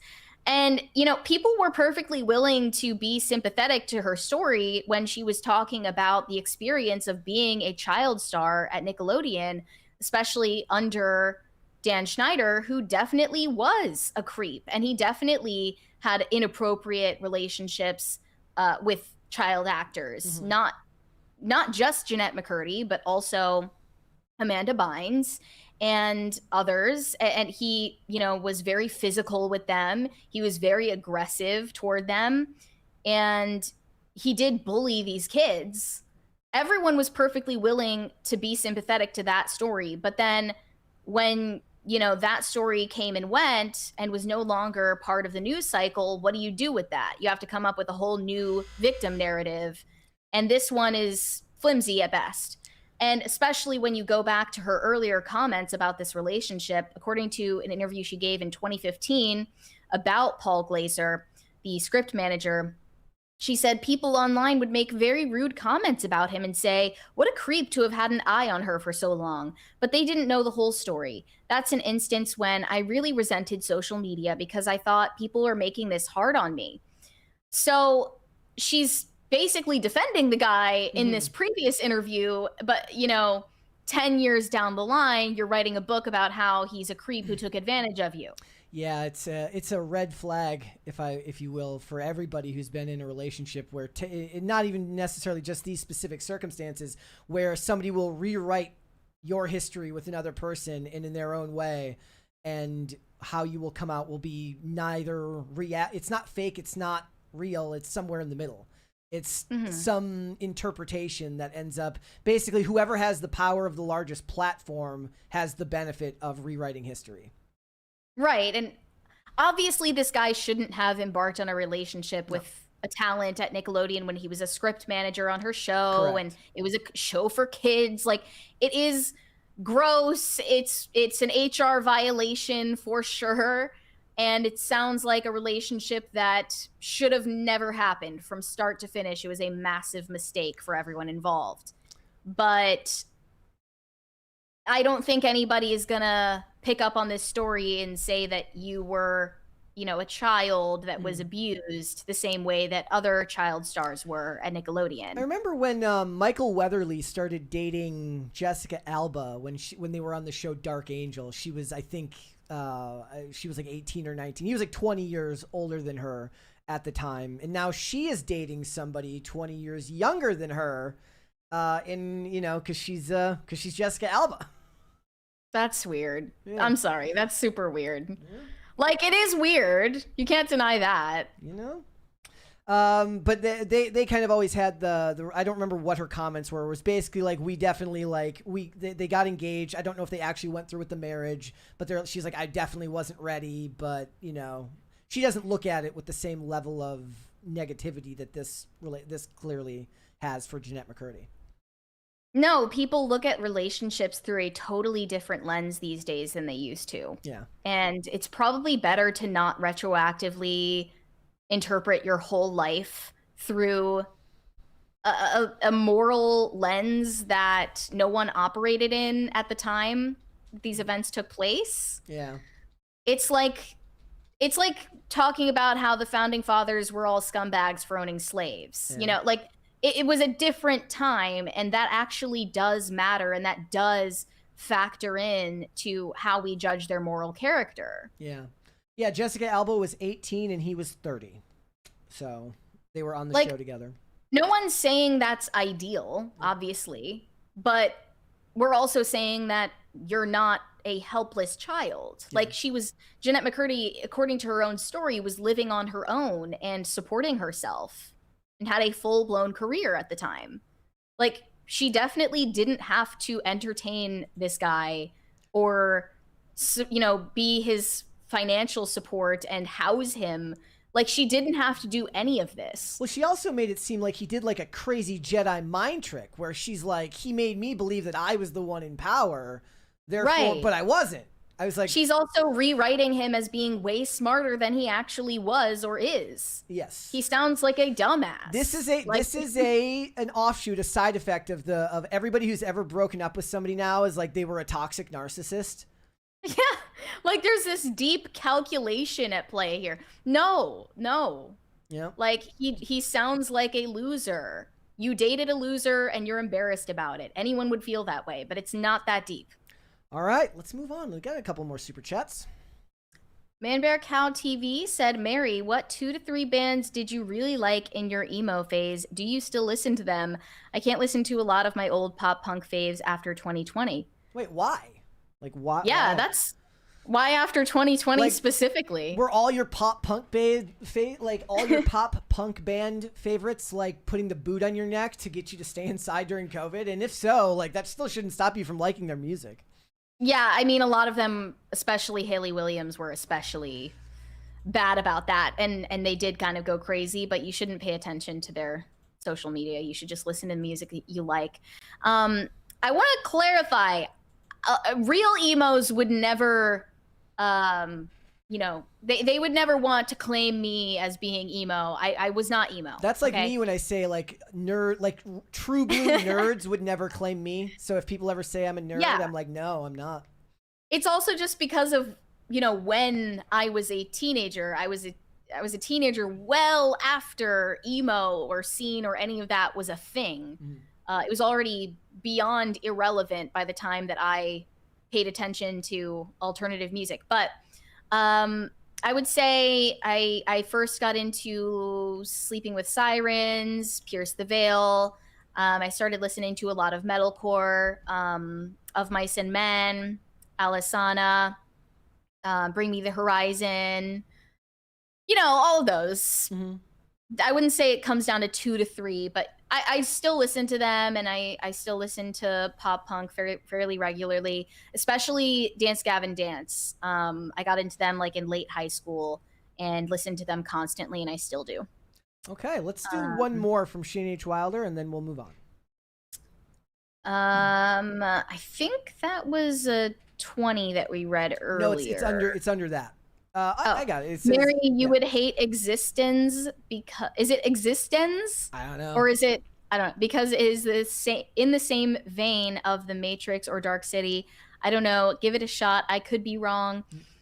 I really didn't like The Matrix or Dark City, and I don't know why. I just found it, especially Dark City, like I found it so boring. I was like falling asleep. Do you think it's like a little bit self-important?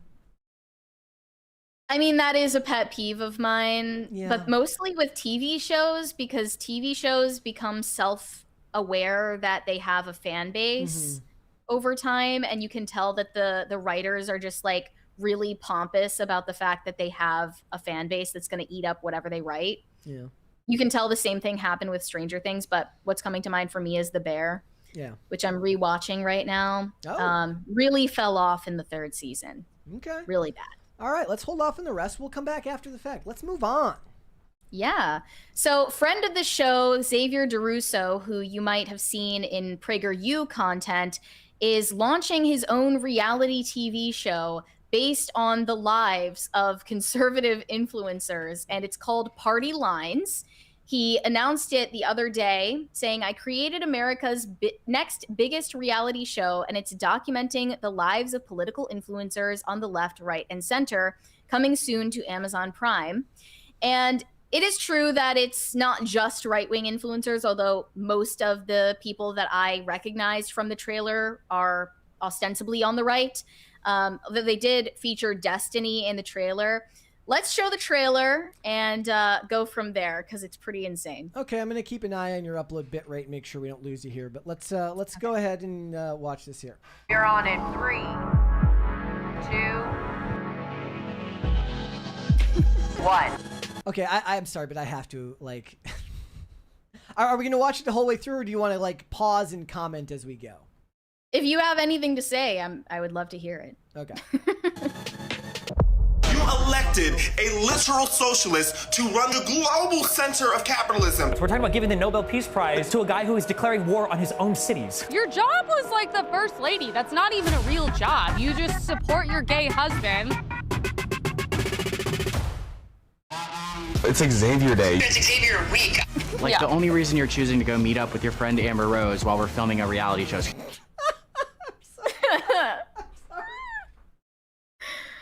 Gotta love the Amber Rose cameo. No, it was whoever this dude is. That's just Meet up with your friend that's Amber Rose while we're filming Larsson, a reality I think. show because you weren't in the show. America is unwell. The ice is back in town. Now I run your show. Even run your diet. Get out of here. I miss Charlie. This is America. Everyone has guns, you know. We're the counter organization to Turning Point USA. We slide. okay. The production value is plenty high. It looks fine. No, yeah, it seems well I try to done. be the gateway drug. Thirst trap them in a little bit. He's a liar, and he lied to everyone. I do not want to crawl back to being a corporate whore. I don't want this to get ghetto. It's stressful out here, being black and Republican. Accidentally said slavery was okay. What is wrong with you? I'm actually authentic. People change. You stay the fucking same. Why are they all gay? Literally all of them. I get a check. That's all you care about. I'm as real as my hair. Thank you. That was so nice. If I were Israel, I wouldn't even provide matching socks to Gaza. Walk with me.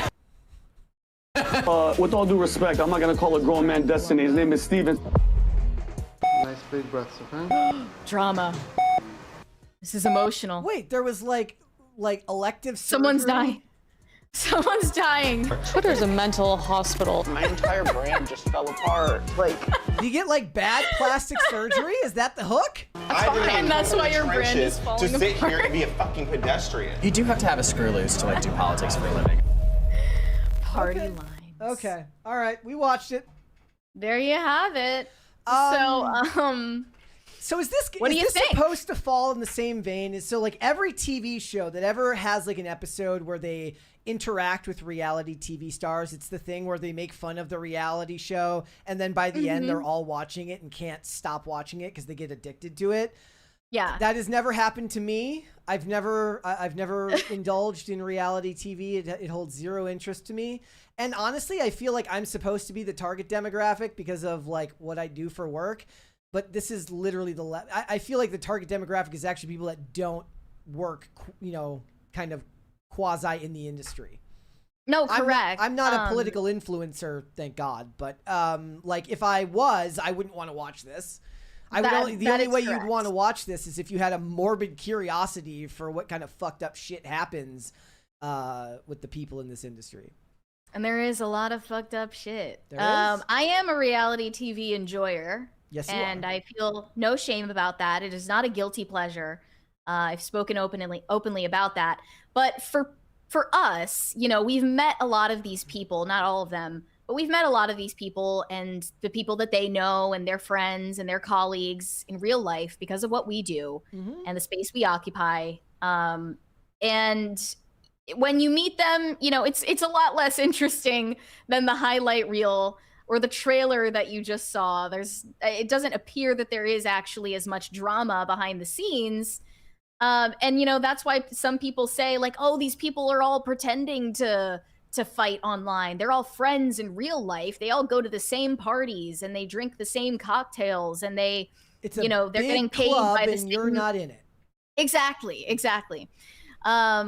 Yeah, so I think that there were a lot of replies saying, like, I hate that I would watch this.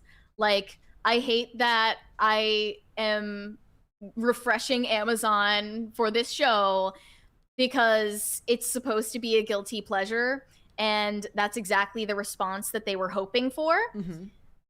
The production company behind Party Lines is something called Ex Machina Productions. And I have found no further information about it. But people were asking about how this came to be. And one person responded saying this is sponsored by the IDF. Xavier clarified, the irony is you have no idea how badly I wish AIPAC or the IDF sponsored the show. It's independently funded, and I'm still investing into the project because I believe in cementing MAGA in mainstream culture. I'm tempted to take Qatari money just to finish filming. So I guess the first season isn't even done yet, according to him. And the crowdfunding page, which is up right now, is how he's funding this show. And it's described here: after President Trump won the 2024 election due to the assistance of political media personalities, podcasters, and content creators, many outlets began referring to his triumphant win as the first influencer election. I heard more people saying podcast election, but that was the one I heard. Whatever. The wave of unapologetic young voices has risen on the left and the right as both take over the worlds of mainstream media, independent journalism, and everything in between. With billions of views amongst them, we all see their debates every time we scroll. But what does life for these polarizing figures look like behind closed doors? Can liberals and conservatives actually get along? That's what Party Lines is here to answer. Season 1 is almost finished filming thanks to our incredible sponsors. Now we need to make it over the finish line for funding this independent project created by Xavier DeRusso with a goal to air this February on Amazon Prime. And their fundraising goal is currently at $150,000 to cover final production costs. So I will give him credit for trying to create something that can generate mainstream interest beyond just people who live in the arguing on X sphere. Mm-hmm. Like I could. By the way, sorry about the insane glare that's happening on me right now. I look like I just got cut in half. I look like I just got beheaded. But it does look like the type of thing where there could definitely be some mainstream people who they're not in it for whether you support Gaza or Israel. They're there to watch you argue with each other as you point your fingers like this and do this. Right. And call each other names. I'm willing to give Xavier the props as well for doing this as an independent venture because he believes in it. Like, that's cool. Oh, we got a 20 here that I missed. I am so sorry from Not That John Stewart. It says, if you like metalcore, Milo recommends Philip of the group Everything That's Left. Everything That's Left. That's what it I said. haven't heard that. Thank you for that. It sounds a lot like someone I know. Interesting. But yeah, I just think that overall, like, when people see this, they're just going to think that the conservative movement is a clown show. And they might be right to think that, but it would be nice if they took us seriously, you know? Yeah. I mean, again, I can't, none of this really resonates with me because it's like, for me, the idea of being that far into the public eye, because, you know, these are people with hundreds of thousands of followers, right? They're very, very big. And they're looking for whatever the next opportunity is. Like, I would never want to do this. One of the replies said, American politics is just people who are deeply untalented fame seekers who say controversial shit to remain relevant. It's theater with people who stand for nothing. And that's why a lot of people say, you know, that politics is just Hollywood for ugly people, that Hollywood is politics for pretty people, and the distinction between these two spheres of media is blurring day by day. And you can tell, you know, a lot of these people are in it for fame. I'm not saying Xavier is in particular. I mean, I genuinely think it's cool that he's doing this as an independent project, but a lot of these people are in it for fame. Even one of the girls in the trailer said that she doesn't want to go back to being what she called a corporate whore. Yeah. They just don't want to have normal jobs. Yeah. You know, they're just people who don't want to work in normal laptop jobs. So they decided to hop on a podcast, you know, buy a podcast mic and say something controversial and go viral, even though, you know, it has nothing to do with their personal convictions. Which is weird because I would rather have literally the opposite. Like, you would rather have a laptop job? I would rather have the laptop job. Like they say, because like most of the time when I see this stuff, I'm like, bro, I'm not cut out for this space. Everybody's just arguing constantly. Like, nobody can have a moment's peace. They're sitting there fighting online about stuff that's utterly, for the most part, irrelevant. Even if the topics matter, it ends up being some on to the next one, right? They argue about something stupid, and then they argue about something else that's stupid, and you have to keep track of who's beefing with who. It's just, it's a bit absurd to me. And it becomes more about people's, you know, personal vendettas and friendships and, revenge campaigns than about the issues. Yeah. Like that's what I feel was encapsulated in the trailer there, which I guess is accomplishing its goal. Yeah. You know, the issues don't matter anymore because they're not even being raised by the general public who don't have a stake in it, like the people here who have a stake in it because it's tied to their popularity and their money, or the politicians who should have a stake in it because doing good work should help them get reelected. It's this weird third class of people that have more of an incentive to get involved for reasons that may be less virtuous, even than the politician who should be doing well, if not for if not good for the good of the people, but to get reelected by doing the things that the people want. If that makes sense. Yeah. Not that I trust politicians, and I don't know who I would trust less, the politician or the political influencer, but they're in a race to the finish line. I will say it's incredibly telling that a lot of the replies to the trailer say, why did you make this and claim that it represents all sides when everyone in it is a liberal? But then other comments said, why is everyone in it conservative? Yeah, I saw that. So they're like rushing to categorize everyone into one camp or the other, and I think maybe that's a sign that he accomplished his goal of representing a lot of different worldviews. I'm gonna give him a lot of credit for like seeking out to do something new. It's in an area that he clearly cares about. Like wanting to create something like this seems right up his alley, and that's a good thing. But I did like this take here. Somebody said MAGA Jersey Shore. He said more like the Hills plus Vanderpump Rules with a splash of House of Cards. Yeah, there are a lot of liberals who have already written off the show, though, because of the fact that Xavier works for PragerU. They're saying it's not going to be a fair depiction of people on the left. But it's also not a very flattering depiction of people on the right either. Willing so to argue it makes with everyone look bad, if that helps. And Xavier's somebody who's willing to call out anybody that he disagrees with, at least from what I've seen online. Like, he doesn't really care if you're left or right. He'll argue with you either way if he thinks he's right. And that's probably that's probably more honest than the average person, right? That they're willing to argue with anybody regardless of their affiliation. Yeah, so I guess, if that's any consolation, everyone in the trailer looks like a vapid moron. Oh, but also, think about, people, he talks all the time about his pro-Israel stance in, the most unapologetic way, which means he's actually, oddly enough, more trustworthy because he's telling you what he believes without it being couched in some... It's incredibly unpopular. Yeah, I respect that more, so whatever. It's not for me. But I'm sure there's at least one person in the chat who would get a kick out of this. I'm not sure it's for me, but I might give it a try when it's out. I hope that he reaches his crowdfunding goal. All right. If any of you in the chat feel convicted to donate to his crowdfunding campaign, maybe we can drop the link in the chat for you. All right. Let's finish off these super chats then. All right. Hiroshima Otaru said Hugh Grant was dating Elizabeth Hurley at the time. At the time that he hired a prostitute? She looks like she's 30 now, and she's 60. What did she look like then? She probably looked the same now. She probably looks the same now. Hugh Grant also looks the same, mostly. Burnt Oils said, WB, Darling Mary, last night I was watching TLC's My Addiction, and this woman was eating her meals through snorting them. Are people de-evolving? I think that our spelling skills are de-evolving, but yeah, you should Brett, go and watch my Brett covered video that. on that.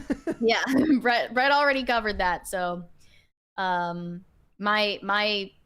point of shock was just how she's still fat while snorting her food. I don't understand that. That was Mike Harlow's same question. He goes, how could she still be so fat? Guys, we are halfway to a second crisis party. Let's go. Also, I put a poll up because I was curious about what people's opinions on this would be. I asked, was Jeanette McCurdy groomed?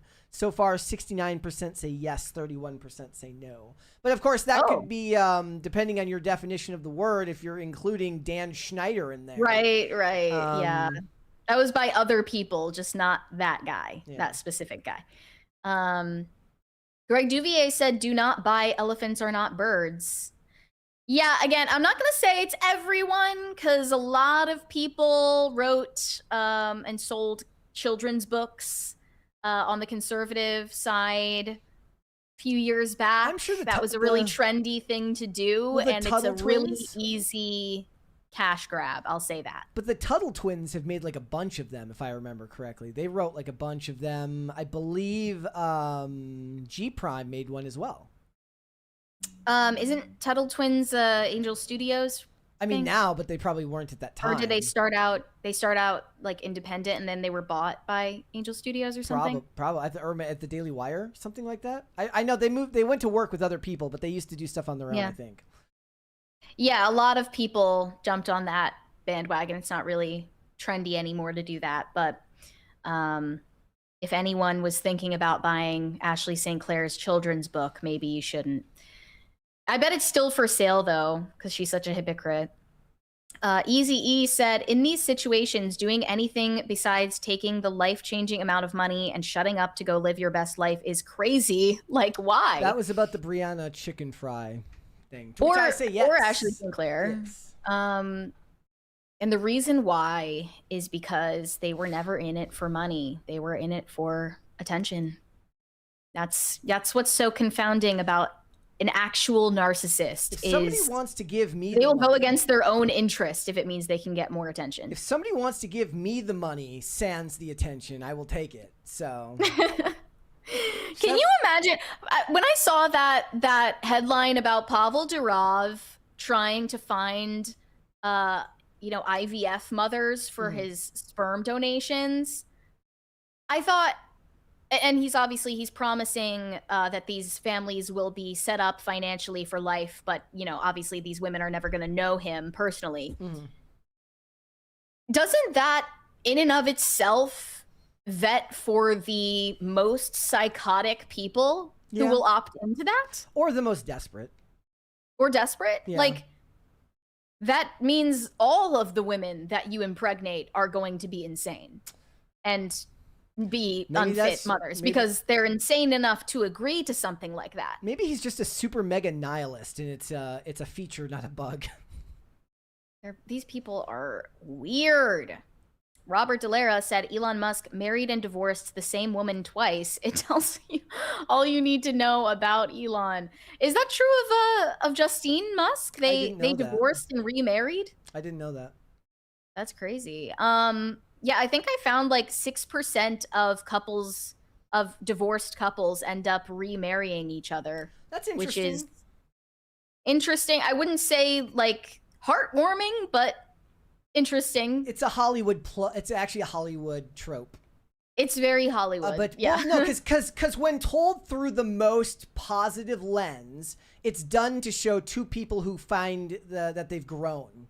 And that they finally found themselves ready to be with each other because they both go down some type. If it's done right, they should both go down some path of self-discovery that leads to them becoming a better person, which then leads to the relationship potentially making sense. Or not, because then Elon divorced her a second time. Well, he's not the Hollywood version then. Yeah.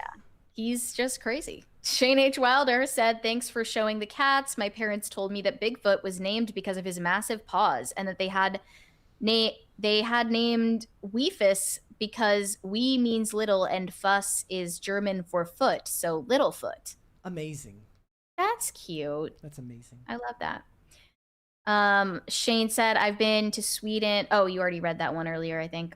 Robert Delara said, Sweden should just keep providing us hockey players, not former IKEA workers who want to be pop singers. Fair point. Wait, so Zara Larsson actually did work at IKEA? He might just be dunking. I don't know if that's necessarily true. She was a longtime inmate at the Kia Asylum. Now she got too big for her britches and thinks that her opinions are way more important than they actually are. Brian Bledsoe said, Mary saw Begonia on Peacock recently, and what a weird little film. Don't know if it was an allegory for something else, but don't care to figure it out. I might be misremembering here, but I think I remember hearing Serge saying he liked that movie. I just heard the name and was like, pretentious, not watching. Wasn't it about I could be wrong, but wasn't it about Emma Stone playing a tech CEO or something? Is that the one where she gets abducted by the conspiracy theorists? Maybe we should have Serge on. They think that she's They think that she's an alien in disguise or something like that. Oh, I think that is what that was. I remember that plot. Yeah, You should have just called the movie like Alien CEO, and I'd have been like, "Fuck yeah, let's go." Yeah, exactly. Like, why do they keep giving it these names that nobody can remember? Names. Come on. They're really, yeah. That kind of shot the movie in the foot, if I'm thinking of the correct one. But that's kind of what Emma Stone does now. She's just trying to do the weirdest movies possible. Nikki Glaser said you should play a piece of toast that has epilepsy next. It's pretty good. That would be fitting for her career. I just found out, by the way, about the I knew that they did the reimagined live action movie about Cruella de Vil with Emma Stone back in 2021, but I hadn't heard a synopsis of the plot until recently, and the way that they rewrote Cruella to be a sympathetic character, as they always do with reversing the roles, is that she saw her parents get ripped apart by rabid Dalmatians as a child. And what if they had just made it 101 pit bulls and just the movie explodes and it becomes the most controversial movie of all time? Yeah, you know, if it had been named that, maybe I would have seen it. But yeah, I think that's just about the stupidest thing I've ever heard. Also, I saw this. This does connect somehow. I wish I could find the best headline. This is not the best headline, but I saw this the other day. Jennifer Lawrence wants to obliterate every dog after her son got bitten by one. So she wants to broad brush all dogs because one dog harmed her child. Suddenly, I stan Jennifer Lawrence. Wait a minute. I saw this earlier, but I wasn't sure what happened there because the headline claimed Jennifer Lawrence rehomed her dog to her parents after their dog bit her child, but then a community note said that was fake news and that the dog never bit her child. And this article says that it did. I don't know that it could be fake, could be not. It reminds me of the Lily Allen story where like her dogs destroyed her children's passports or something. Yep. And everyone was really mad at her for giving them up. It says 35-year-old actress shared that after having children, her perspective on dogs has changed. She says, I just see them as a threat. One of them bit my son, and that made me want to obliterate every dog, she revealed. I'm just like, I'm going to take out you and your effing family. My gosh! This is dramatic. This is actually, you might not realize it because you don't see like mommy forums. This has to be a real thing. I'm going to take out you and your effing family, you and your friends. I'm going to go to China and take care of your friends over there. Anyone who looks like you is dead. This has to be fake. This can't be real. Is this the Babylon Bee? Why are we covering this on the show? I'm not doing my job properly. We should have talked about this today.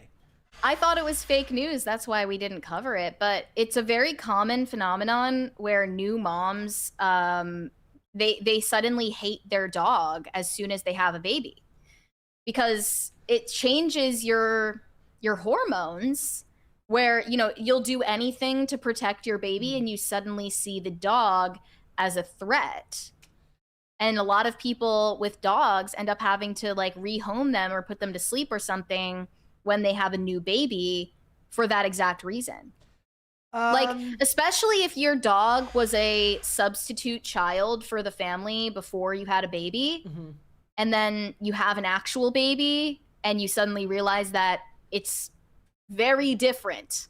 It's like having an actual baby and really experiencing the hormonal changes of parenthood will make you realize how unlike parenthood dog ownership is. So the Destroyer to All Trolls says Fox News isn't always honest and I'm not a CNN viewer. I agree. Okay, so who do we trust the most, Mary? Fox News, The Wrap, People, Reality T, Yahoo, or Page 6? I'm gonna go with reality T because that's the one that I am not familiar with. You got to pick what. You got to pick a real one. I shouldn't even. So what do you think? People, the rap, page 6. I'm going page 6. Page 6. I'm looking to see if the same thing is being said on page 6. I think it's real. Oh my goodness, that is crazy work. And I'm like, good for her. You know? Yeah. Stand on business. You know, these are your priorities. You and have her to dog, prioritize your child. She rehomed a Chihuahua. Like the Chihuahua bit her child? I don't think that she said one bit my child, and she didn't say my dog bit my child. So I don't know. Oh, if it might have been her. somebody else's. Yeah, so it might have been somebody else's dog. Yeah. Yeah. Okay. We got a big super chat there from Just Put a Towel Down. Says life is but a dream. Well, thank you for that. Thank you for that. That's a crisis party for us. But yeah, no, that's a very real thing. I've seen a lot of people post about it, saying like after they had a baby, they suddenly hated their dog and wanted nothing to do with it. Crazy. Okay. It's real.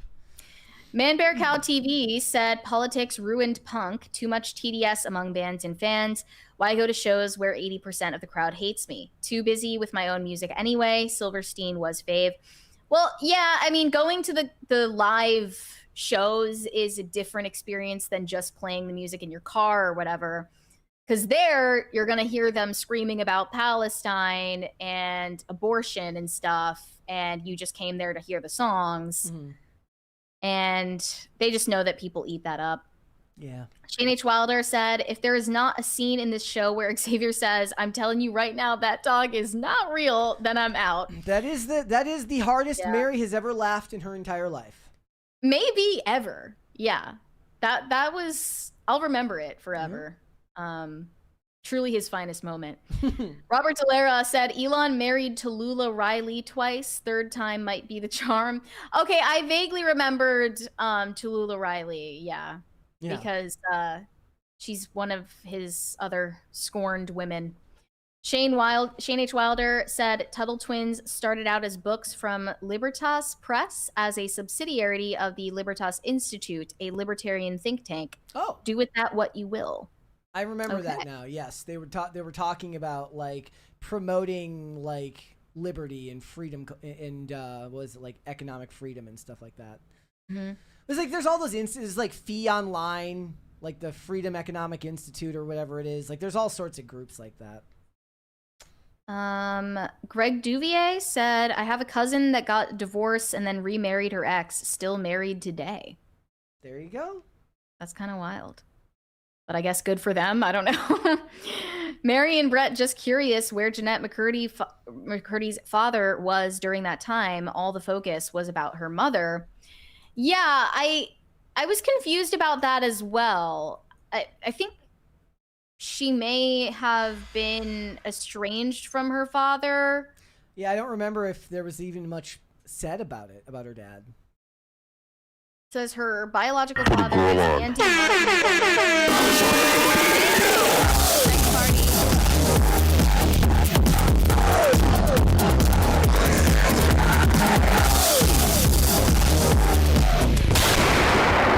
Okay. It says he's a jazz musician, and okay. So Jeanette McCurdy learned that her she thought that the man, you know, who raised her was her biological father, but learned after her mother's death that he was not her biological father. She discovered the truth a year after her mother's passing, when he revealed that she and two of her brothers were the result of an affair that her mother had with Andy Martin, this jazz musician. So she literally did the groupie thing and had an affair and had kids out of wedlock. Fantastic. Oh, and then she did end up meeting her biological father in person, accompanied by Miranda Cosgrove. Because they worked together, right? Yeah, at the time. And in her memoir, she said that he was aware of her existence and had been waiting for her to contact him, though a custody battle when she was young had prevented them from having any relationship. And okay, so up until then, she thought that her adoptive father was her biological father. Wow. I do want to give a quick shout out here. So our episode got rated on Rumble from an account from a channel called The Indoor Farmer. So thank you for that. Thank you, Indoor Farmer. So last week, Cecil rated our chat twice, and I just didn't. I missed it because I was not looking at the Rumble because it's on the same window here. But thank you for that. And if you are a new viewer over on Rumble, thank you for watching. Do we have any Rumble rants? No, or... no, we're all caught up. Christina Lee said, I think K-pop Demon Hunters has undertones of Korean pagan shamanism. It's the woke movement in South Korea right now. I'm completely unfamiliar with that. I would like you to explain more why you think that, though. Because obviously, you know, that's just not our culture. So I'm not sure why you would think that. Just High Voltage 75 said, LOL, I think J-Law just gained a new fan in Mary. Yeah, I'm here for it. I support her. Do what you got to do. Christina Lee said, I mean, to be fair, it's an entertaining story. Honestly, I'm not like trying to hate on the movie, but K-pop Demon Hunters I wasn't like riveted. Like it was kind of boring at certain parts. I think I just don't like musicals, and that's part of the reason why I was bored. Mm-hmm. It's also for kids, so it's just not really my thing. Corey Anderson said, everyone knows you rehome the wife, not the dog. LOL. Okay, that's kind of crazy. It's kind of a hot take. Shane H. Wilder said, I don't know Reality T, but I don't trust them just because they weren't smart enough to use the name Reality. Yeah, that was a lost opportunity.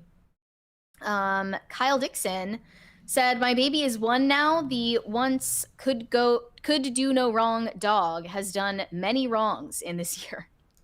Yeah, I think some dogs adapt really well to being around kids and others don't, and you only find out once it's really happening. Mm-hmm. Shane H. Wilder said, the only 2 times I thought Mary would die from laughter, Xavier with the dog joke and Woodenshot's morally gray characters comment to Shane Davis. Yeah, that was also hilarious. I don't even know why. I felt like it was an inside joke that I wasn't a part of. Mm-hmm. So it just seemed really absurd to me. Well, yeah, that was like anytime Shane was on the show, there's so much lore in the super chats that me and you are just like, I have no idea what's going on. We were lost basically the entire time. Greg Duvier said, I like turtles. I like turtles. High Voltage 75 said, I just read that Paramount is suing Warner Brothers over the Netflix deal. Also, Paramount attempting a hostile takeover of Warner Bros., but I thought the deal with Netflix was already done. So the deal with Netflix was not already done. Basically what happened is they entered into a one-on-one agreement now where they are only allowed to make a deal with each other. And if either party backs out, there's a $5 billion fee that has to be paid.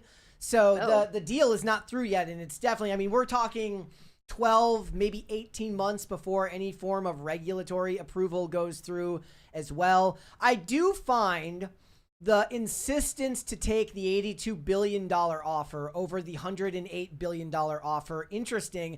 Now, this is one of those things, whereas I give them the benefit of the doubt. I assume that the executives be executiving and the math people be mathing, and that there's a reason for it. Number one, of course, being that perhaps David Zaslav really likes the idea of not selling the TV assets so that they can continue to run Discovery as its own thing. But, you know, I understand that it might be kind of ridiculous to be like, I'm just like, that number bigger. Why not go with that number? Like, the 108 is a much bigger number than 82. Why not go with, I don't know. Like, I like money. I like money. I don't know the reason for it, but it is interesting. I think we may get into that tomorrow a little bit with Colonel Kurtz. Colonel Kurtz is going to be joining us today or tomorrow on the show. Perhaps we will talk about that lawsuit because I did clock that today. But I'm going to be honest. David Ellison is acting a bit like a jealous ex. And that's what I was about to say. Like, Paramount suing Warner Brothers is very BPD girlfriend energy. I love it. personally. Like it's kind of it reeks of desperation. It's giving if I can't have you, no one can. Exactly. Like it's not a good look. It's just not a good look. All right. Well, perhaps we will get into that tomorrow. That will be your that is your cliffhanger, guys. You'll have to stay tuned tomorrow to learn more about that. We got one more super chat here from Shane H. Wilder. He says, every time I need Mary's laugh in a short, like the PCC, the movie 2 trailer, or the Ghost Blend ad, it is from the Woden Shot comment episode.